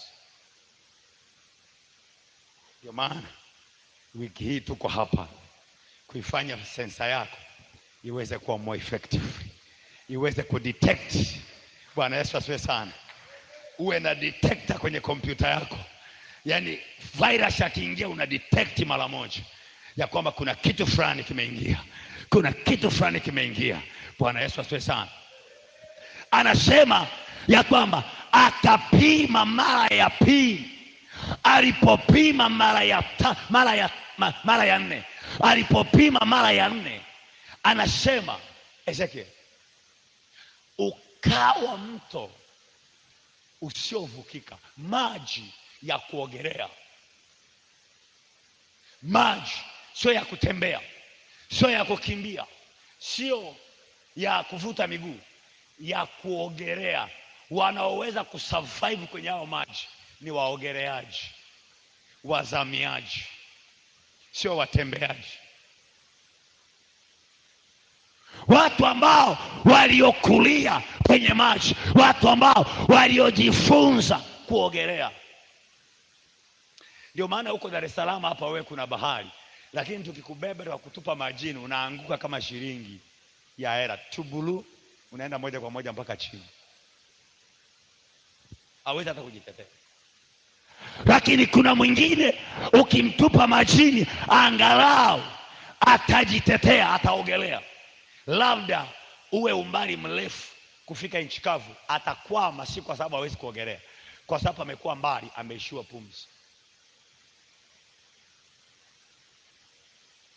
Kwa hiyo aina ya 4 ni aina ambayo ya watu maalum, ya waogeleaji, ya wazamiaji. Mto usiovukika, kuna watu hawatavuka. Nilikwambia anasema kwenye Zaburi, kila mtaua akuombe wakati unaopatikana. Hakika maji yafurikayo hayatamkaribia. Sio hata yaona, atayaona lakini hayatamkaribia. Hakika maji yafurikayo hayatamkaribia. Atayaona kutokea mbali. Hayo yanakuja. Kadri yanavyomkaribia yanaishiwa nguvu. Alafu yanaishia kule kule. Anasema Yesu ni Bwana. Bwana Yesu asifiwe sana. Bwana Yesu asifiwe sana. Bwana Yesu asifiwe sana. Bwana Yesu asifiwe sana. Walimwambia hatavuka mwaka huo. Anamwambia nitavuka kwa neema ya Bwana, katika jina la Yesu aliye hai. Walimwambia utatoboa, lakini anawaambia nitatoboa kwa jina la Yesu aliye hai. Kwa maana gani? Natembea kwenye mto usiovukika. Ninatembea kwenye mto usiovukika. Kwenye mto usiovukika. Huyu mtu ambaye anatembea kwenye mto usiovukika ni mwana maombi ambaye hauwezi kufikiria, hauwezi kushindana naye, hauwezi kupambana naye. Ni mtu amejalo, amefurika. Ni mtu anayaona. Wakati unasema labda kwa imani, yeye anakuambia ninaona kuna jambo linakuja. Ninaona kuna uamsho unakuja. Ninaona kuna upako mwingi. Ninaona kuna baraka zinakuja. Ninaona kuna watu wanainuliwa. Ninaona kuna watu wanapelekwa mbali. Katika jina la Yesu aliye hai. Katika jina la Yesu. Ninaona ndoa nyingi zinaimarika. Ninaona. Hawa ni waombaji ambao hawahitaji hata kujulikana, lakini ni waombaji ambao utakuta Mungu amewapa mzigo. Wanasimama na ndoa za kanisa, wanasimama na biashara za kanisa, wanasimama na mambo mbalimbali. Wao wakikani wazamiache. Mungu akupe hiyo neema katika jina la Yesu aliye hai. Katika jina la Yesu aliye hai. Unatembea kwenye mto usiovukika. Ukishatembea kwenye mto usiovukika, kuna mambo yanaanza kutokea. Biblia inasema yale maji yalipokuwa yanapita yakawa mto. Yalipokuwa yanapita kwenye mto, Biblia inasema ya kwamba yakafika kwenye bahari. Yalipofika baharini, Biblia inasema ile bahari ikapona. Viumbe vyote vikapona. Vilikuwa vimekufa vinapona. Ni watu waliobeba roho. Wakifika mahali fulani penye roho ya kufa inapona. Anasema yale maji ya mto yalipofika kwenye bahari, viumbe vyote vikapona. Samaki wakaanza kuzaa. Wakapatikana samaki wakubwa sana. Anasema pale kuanzia Ezekieli sura ya 6 na kuendelea. Anasema kuanzia ile sura ya 47 kuanzia mstari wa 6 na kuendelea. Anasema hayo maji niliyoyaona yaliyokuwa yanavukika yakapita kwenye mto, yakafika mahali fulani. Yalipofika kwenye mto, yakaingia kwenye bahari. Yalipofika kwenye bahari, ile bahari ilikuwa na changamoto. Ile bahari ilikuwa na maji yamekufa. Yalipokanyaga ile maji, ile bahari ikapona. Watu waliobeba roho wamebeba uponyaji, wamebeba roho ya kuponya. Anasema bahari ilipopona ikaanza kuzaa samaki. Samaki wakubwa sana. Samaki wakubwa sana. Samaki wakubwa wakaonekana. Anaendelea kusema yale maji yanapita kwenye mto. Kando ya yule mto ikazaliwa miti mingi. Miti ikaanza kuzaa. Miti ikaanza kuchipuka. Anasema yale matawi yake hayakunyauka. Yale matawi ambayo yalikuwa yako yamepandwa kando ya ule mto ambao ni maji ya roho, yakaanza kuzaa, yakaanza kuchipua. Na Biblia inasema na matawi yake yakawa dawa. Kila anayeula anapona, kila anayeonja anapona. Watu waliobeba roho Bwana wako anga hicho wamebeba uponyaji. Akija nyumbani kwako, ndoa yako inapona. Akija nyumbani kwako, biashara yako inapona. Akija nyumbani kwako, walikuwa hapana upendo unakudi, palikuwa na watoto wanaumwa wanapona, palikuwa na shida inaondoka. Wamebeba uponyaji, wamebeba Anasema huo mto ni mto wa uponyaji, ni mto wa kuzaa, ni mto wa samaki, ni mto ambao natamani utembee kwenye kiwango. Natamani Mungu akupe upako, natamani Mungu akupe hiyo neema. Kuna neema utakapoingia baada ya kuanza kuomba, baada ya kuanza kushika zamu, baada ya kuanza kutembea kwenye viwango. Ukifika ofisini, ile ofisi itapona. Ukifika kwa bosi, yule bosi atapona. Kama ni shirika halina donors watapatikana. Ukishika biashara, wengine ilikuwa inawashinda, lakini wewe ukishika, ile biashara inaenda. Ukifika kwenye kampuni, ilikuwa inataka kufilisika, lakini ukipewa hayo majukumu, unairudisha tena kwenye uhai, maana umebeba uhai. Watu wenye Roho Mtakatifu wamebeba uhai, wamebeba uhai, wamebeba uhai. Anasema kwenye Warumi 8:11, anasema yule Roho aliyemtoa Kristo kwa wafu, kama anakaa ndani yenu, huyo Roho aliyemfufua Kristo ataiuisha miili yenu iliyo katika hali ya kufa. Huyo Roho akikanyaga kwenye mauti, panakuwa na uzima. Huyo Roho akikanyaga mahali pasipo na uhai, panazaliwa uhai. Huyo Roho akifika mahali ambapo ule mwili ulikuwa na kansa ya ini, ile kansa inaondoka. Huyo mwili ulikuwa na kansa ya tumbo, hiyo kansa inaondolewa. Huyo Roho akifika mahali, anasababisha rapa ya karama, reso karamada yaka. Huyo Roho amebeba uponyaji, huyo Roho amebeba uponyaji. Ikiwa maji peke yake yaliponya bahari, ikiwa maji peke yake yaliponya samaki, ikiwa maji peke yake yaliponya viumbe hai, hata wewe ukimbeba hiyo Roho, kuna mambo yanapona. Kazi ya mikono yako inapona, familia yako inapona, ndugu zako wanapona, biashara yako inapona, mume wako anapona, watoto wako wanapona. Ndipo anasema kwenye Obadia 1:17 ya kwamba katika mlima Sayuni patakuweko na wenye kuokoka. Patakuweko na wenye kuokoka. Mstari wa 18 anasema, nayo nyumba ya Yakobo itamiliki miliki zao, na nyumba ya Yakobo itakuwa moto, na nyumba ya Yusufu itakuwa mwali wa moto. Hawa watu hawatashikika kabisa. Kwa nini? Kwa sababu ya yule Roho. Yule Roho amekosa uponyaji, yule Roho amebeba uponyaji. Yule Roho anaitwa Roho wa uzima, yule Roho anaitwa Roho wa uhuru. Yule Roho popote anapoingia anasababisha uhuru, anasababisha neema, anasababisha. Ulikuwa ukishika biashara inakufa, ukimpokea unaanza kushika biashara inaenda. Ulikuwa uaminiwi, ukimpokea unaanza kuaminiwa. Ulikuwa ukubariki, ukimpokea unaanza kukubarika. Kwa maana anasema kwenye kitabu kile cha Ezra sura ya 9 mstari wa 20, ukawapa Roho wako mwema apate kuwaelimisha. Ni Roho mwelimishaji, atakuelimisha namna kukaa kwenye ndoa, atakuelimisha namna kuishi na watu, atakuelimisha. Ni Roho mwelimishaji. Huyo Roho ni wa tofauti.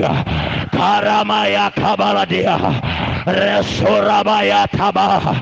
Atauisha huduma yako mama, atauisha kazi yako mwanamke, atauisha.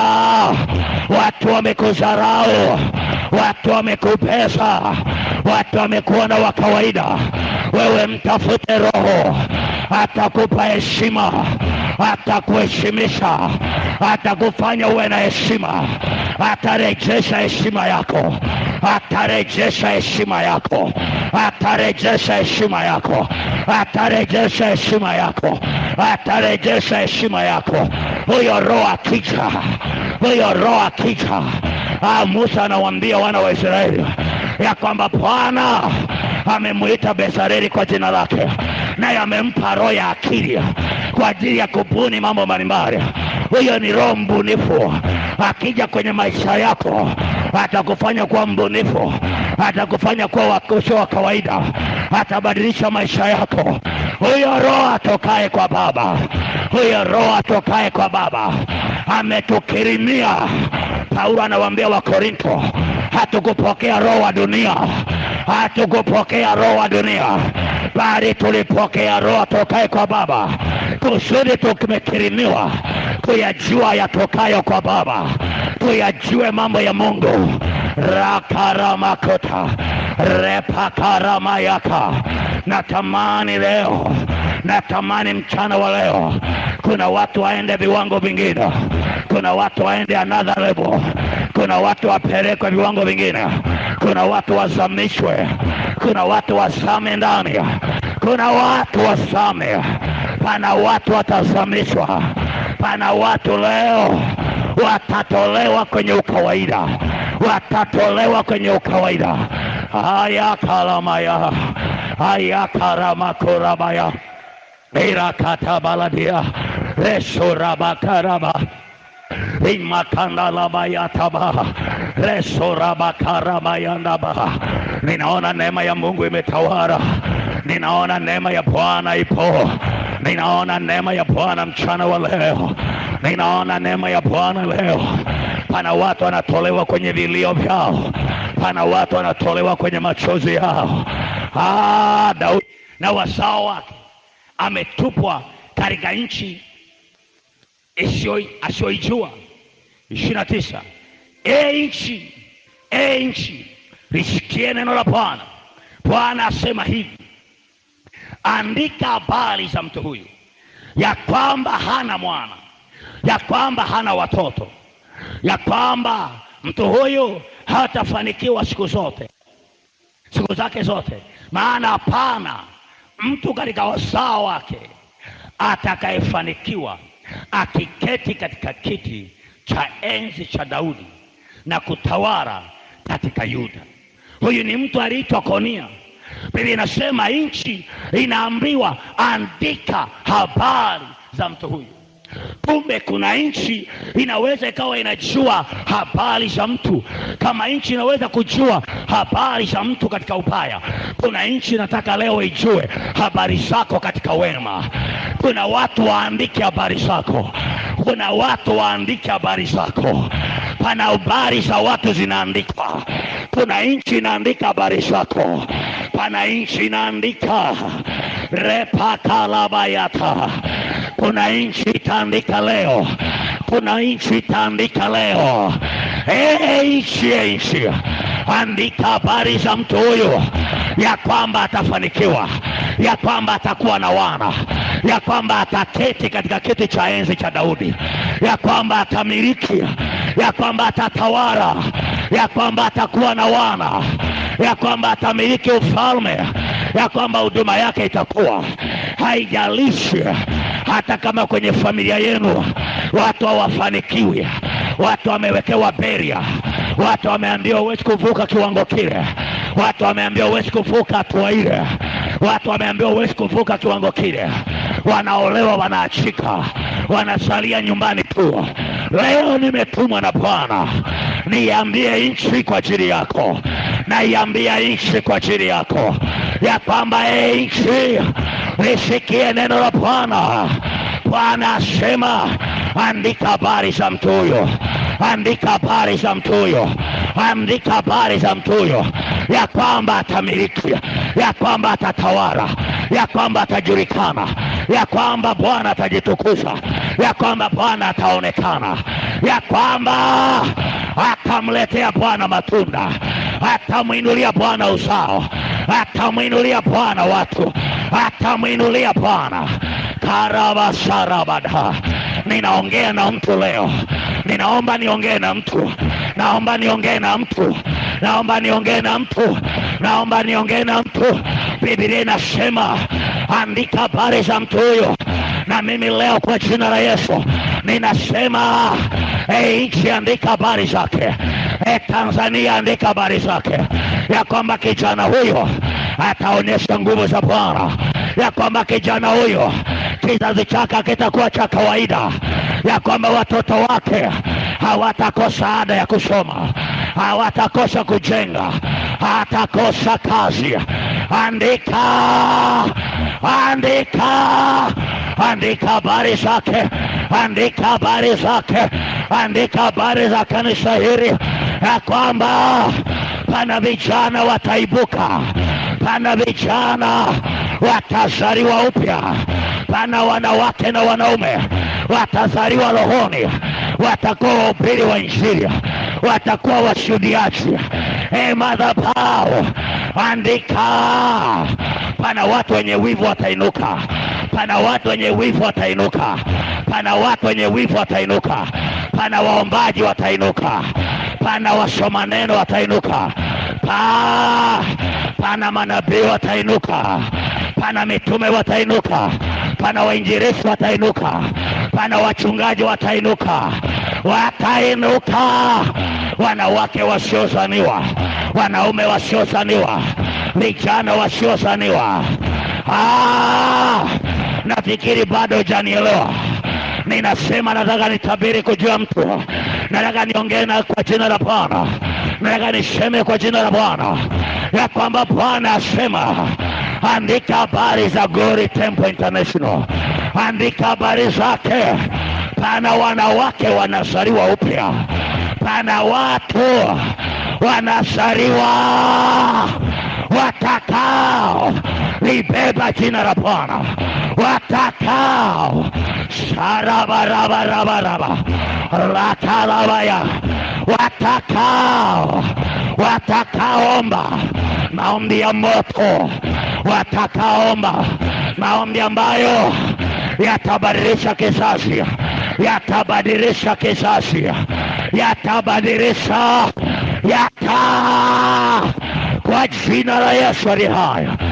Ya karamaya, andika tarehe leo, karabaya kabaladia resorabayaka, andika tarehe 23 ya mwezi wa 7 2023, ya kwamba kuna mtu alisema patazaliwa kizazi mahali hapa. Kuanzia leo kuna kizazi kitachipua, kuna shina litachipuka katika machipukizi ya Yesu, kuna shina litachipua. Karabababababa ya karamakotaba ya karamayakaba ya karamayakaba resho karabaya. Pana watu ninawaona Baramu akasema, namuona lakini si sasa, namtazama lakini si sasa. Nayo fimbo ya enzi itatoka katika Yuda, nayo itazivunja pembe za Moabu na kuwakatakata wana wa Ghasia. Iko fimbo itainuka mahali hapa, ziko fimbo zitainuka mahali hapa, zitavunja wana wa Moabu na kuwakatakata wana wa Ghasia. Ninawaoka karabaya kabaladia, ninawaona kwa Roho Bwana. I'm seeing them.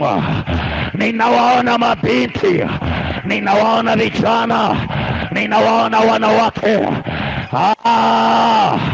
Yesu Yesu Yesu Yesu Yesu Yesu Yesu Yesu Yesu Yesu Yesu Yesu Yesu Yesu Yesu.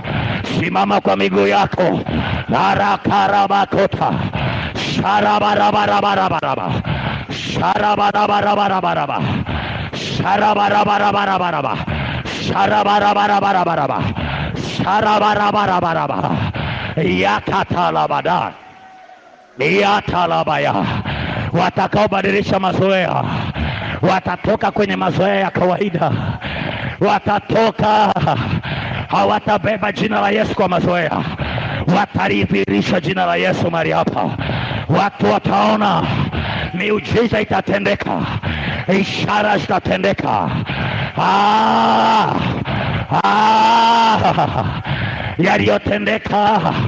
Yaliyotendeka wapi yatatendeka na hapa.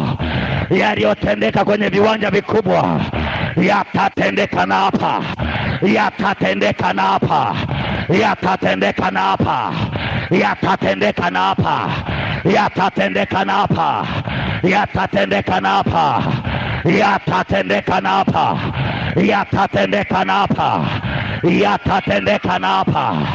Pana watu wanapewa wivu, wivu wa Bwana utawala, nao wivu wa Bwana utanira. Wivu wa Bwana, watu ambao walikuwa wa kawaida, watu ambao walikuwa wasemekia, watu ambao walikuwa watarajikia, watu ambao walijulikana ni wa kawaida, ninawaona, ninawaona, ninawaona. Sijui nisemeje mtu anielewe. Haya ya ya ya, hayala ya ya, yala yala yala ya, yala kala yala ba, yala bala bala bala bala, yala ba yatabala dia, yatakara baba. Ninawaona, ninawaona, ninawaona watu watakuwa na nyadhifa mbalimbali kwenye serikali. Ninawaona watu watainuliwa kwenye masomo yao. Ninawaona watu watainuliwa kwenye huduma. Ninawaona watu watainuliwa kiuchumi. I am seeing them. Nimeona. Ndio maana Bwana aliniambia ya kwamba waambie hii leo nitaanza kukutukuza mbele za macho ya wana wa Israeli. Hii leo, hii leo, hii leo, hii leo, hii leo. Pana watu wanaanza kutukuzwa. Pana watu wanatukuzwa. Pana watu wanatukuzwa. Pana watu wanatukuzwa. Pana watu wanaanza kutukuzwa. Pana watu, ninaongea na kizazi. Nimekuja kuinua kizazi. Nimetumwa na Baba nije niongee na kizazi, nije niongee na generation, nije niongee na wanaume na wanawake, nije niongee na kizazi. Inawezekana sio wote wakanielewa, lakini watakuwepo wenye kunielewa. Maana anasema katika mlima Sayuni patakuweko na wenye kuokoka. Shall be deliverance in the mountain, on the mountain of Zion. Shall be deliverance. Patakuwa na wenye kuokoka. Na nyumba ya Yakobo watamiliki miliki zao, watamiliki miliki zao. They will possess their position. They will possess their position. Pana watu wanamiliki miliki zao.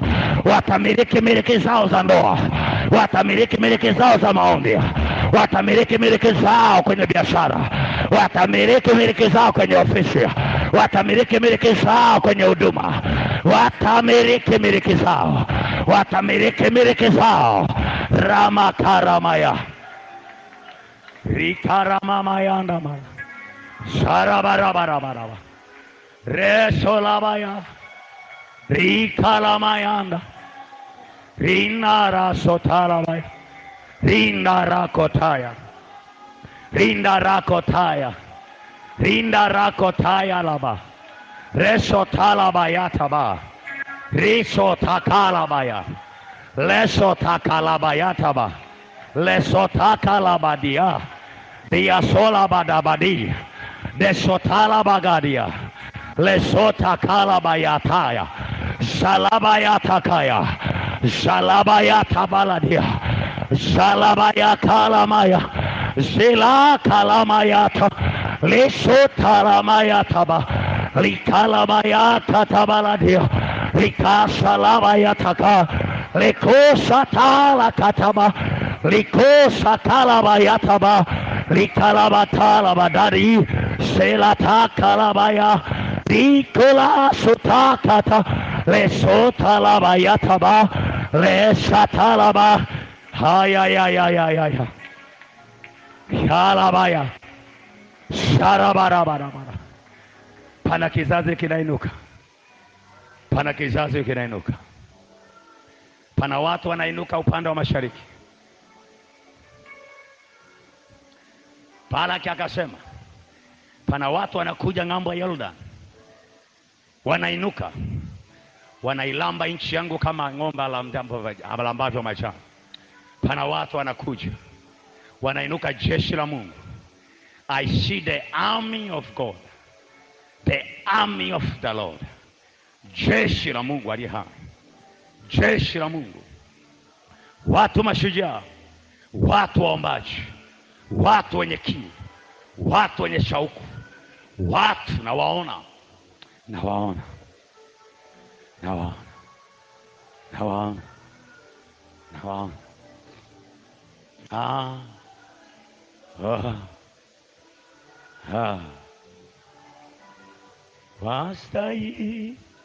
Wastahiliwe Bwana, wastahiliwe. Karamamamaya sarabalabalaba.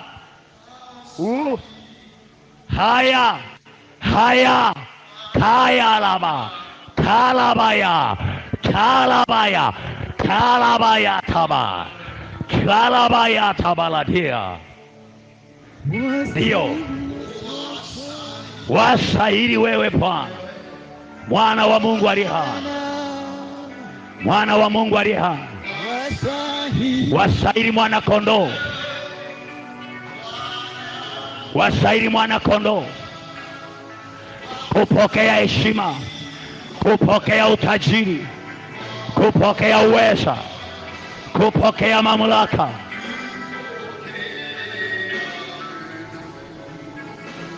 Sharaba wastahili sharabarabara Bwana, wastahili Bwana,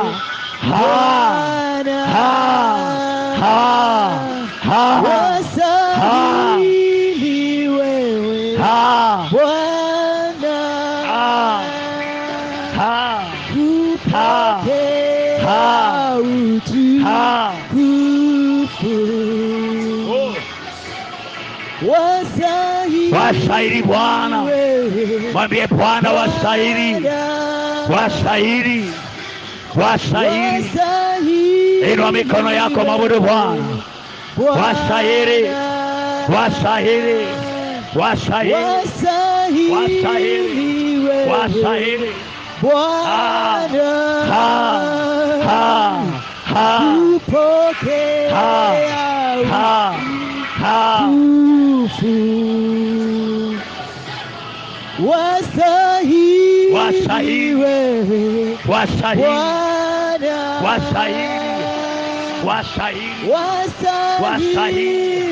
You are worthy, you are worthy to be praised, to be worshipped, to be worshipped. Karamamamaya, karamaya, karamaya, karamaya, karamaya. Ya Bwana watu wanapelekwa viwango vingine, viwango vingine, viwango vingine, viwango vingine, viwango vingine, viwango vingine, viwango vingine, viwango vingine. Wastahili wewe Bwana, kupokea utukufu,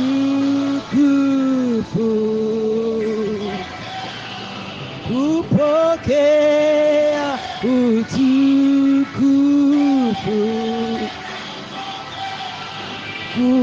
kupokea utukufu,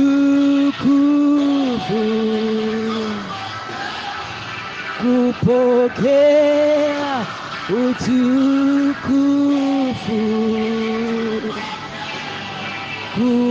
kupokea utukufu,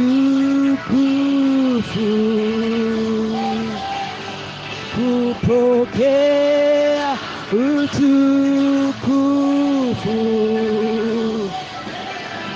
kupokea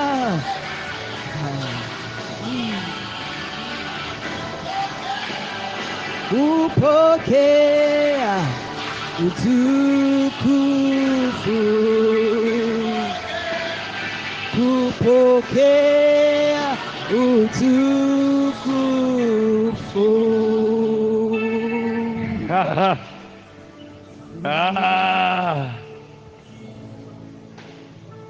Wastahili Bwana.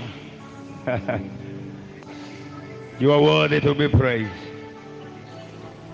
You are worthy to be praised. You are worthy to be praised. Wastahili kupokea. Wastahili kupokea.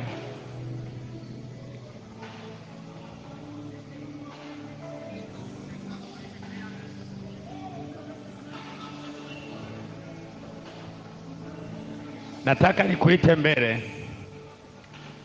Nataka nikuite mbele, lakini kwa maelekezo haya.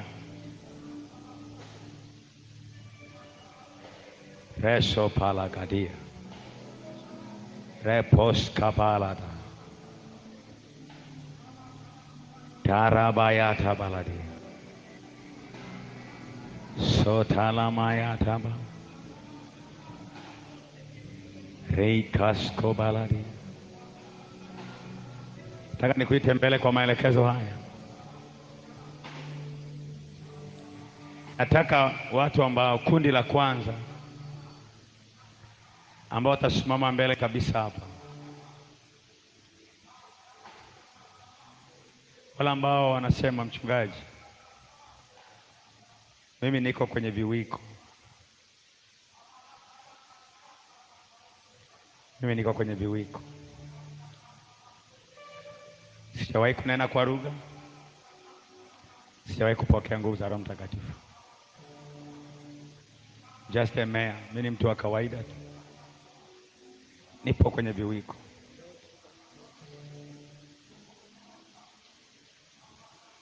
Njoo hapa hivi.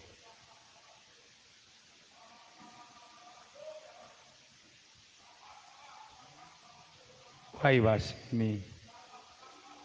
Why basi Why?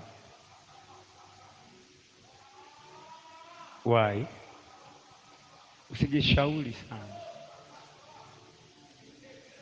Yaani kuna mtu anajishauri kwenye vitu vya Mungu. Anasema si ni mimi, si ni nani.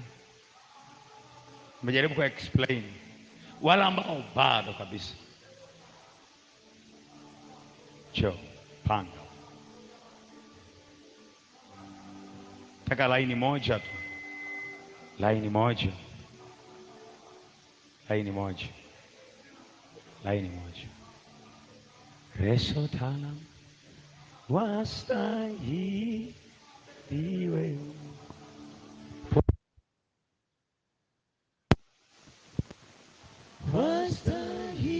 Wastahili. Tuimbe kwa sauti ya chini.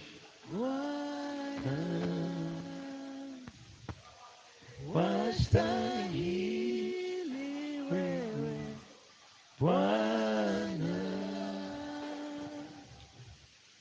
kupokea. Nataka niwaambie wanangu waliokuja hapa mbele, Mungu atawapa neema. Mungu atawatoa kwenye viwiko. Atawapandisha kwenda kwenye magoti.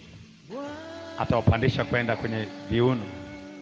Atawapeleka kwenye mto usiovukika. Kundi la pili ni wale ambao wapo kwenye magoti. Hawa ni wale ambao huwa wanajaa kwa vipindi. Wanaojaa kwa vipindi. Wanajaa inakata. Wanajaa inakata. Wakinena kwa lugha, wananena kwa lugha kwa msimu.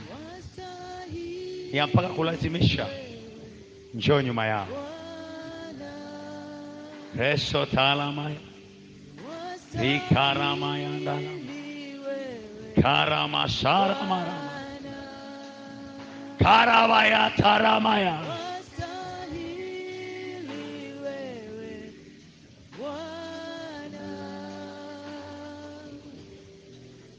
Kaa nyuma yao, tengeneza foleni moja tu kwenda mpaka kule.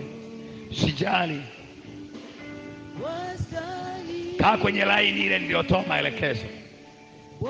Kama uko kwenye laini ya pili, usikae ya kwanza. Kaa kwenye ya pili.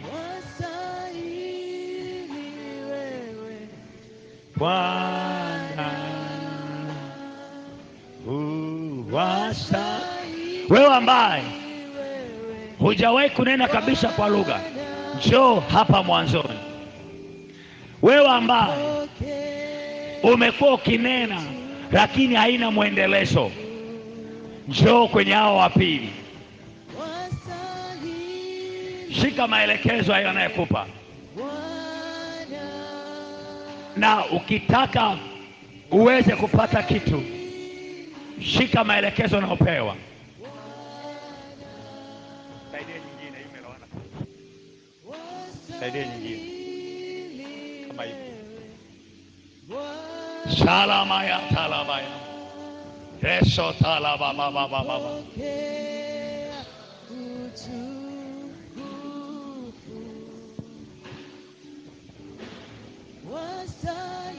Kama unakuja inakata unga hapo kwenye ya pili.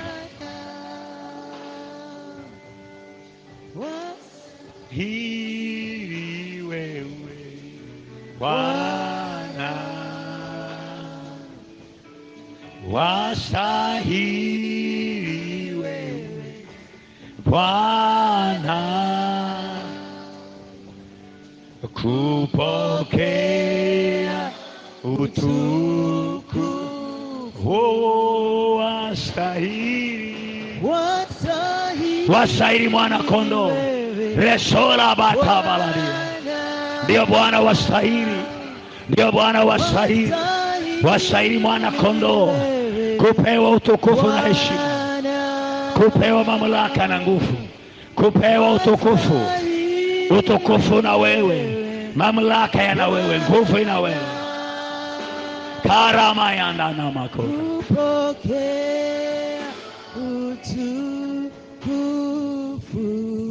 Kundi la tatu ni wale ambao wapo kwenye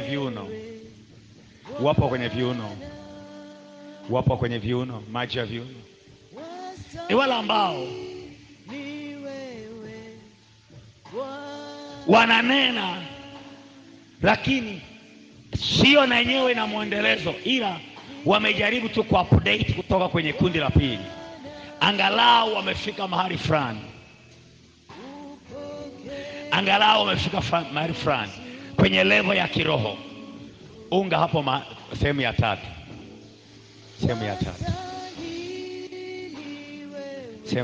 hapo. Reso talabaya taparaba karabaya reso tarama.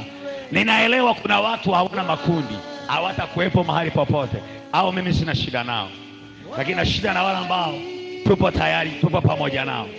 Unda kundi la tatu.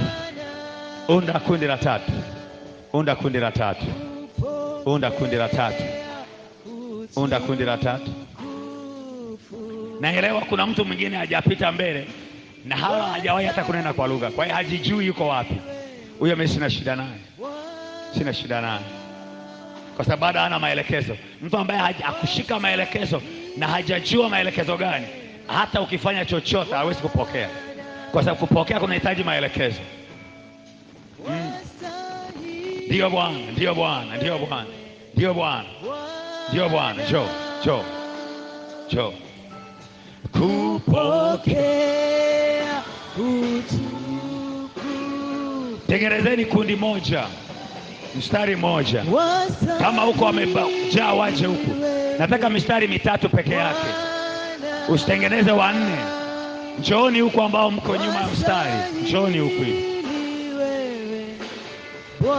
Shemasi, mtumishi wa Bwana, njoo nisaidie. Watumishi wa umma, njoo mtusaidie kuwapanga watu wakae kwenye mstari ili tuwaombee. Watengeneze mstari, kila kundi liwe na mstari mmoja tu.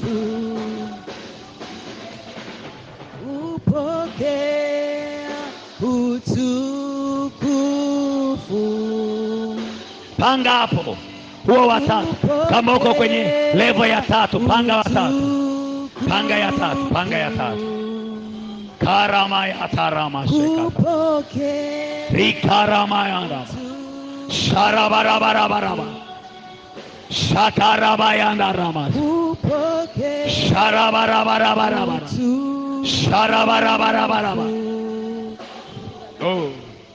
Roho Mtakatifu atakuja kwa nguvu sana. Atakuja kuanzia kundi la kwanza mpaka la mwisho kwa nguvu isiyokuwa ya kawaida. Kwa nguvu isiyokuwa ya kawaida. Kwa nguvu isiyokuwa ya kawaida. Kwa nguvu isiyokuwa ya kawaida. Sharamarabarabara.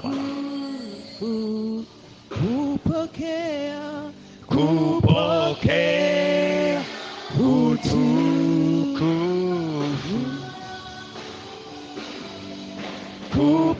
Kupokea utukufu.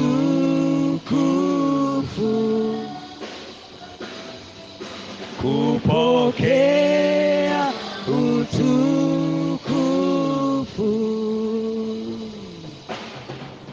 Naomba nisikilize sasa. Ninyi ambao mmepita hapa mbele, nataka nikamuite Mungu aliye hai. Niwaombe watumishi wa Mungu, wachungaji, baba askofu njoo huku mbele. Bishop takuwa naye huku juu. Alafu wachungaji wake wote watasimama, wengine wako 1 2 3 4 5. Wawili mtasimama hapa na wawili mtasimama huku. Na mmoja yule msaidizi wa askofu atasimama katikati hapa. Mmenielewa? Lakini watumishi wa Bwana, wawili wasimame hapa, wawili wasimame huku, na yule msimamizi wa askofu, yule msaidizi wa askofu aje asimame katikati hapa hivi. Karama. Baba simama hapo hivi. Hapo. Mtumishi wa Bwana wewe simama pale hivi. Mwisho ule mstari. Na maana sana. Mchungaji mwingine njoo hapa. Njoo simama hapa hivi. Alafu mtumishi wa Bwana simama pale. Panda juu hapo. Simama hapo hivi. Sharamaya.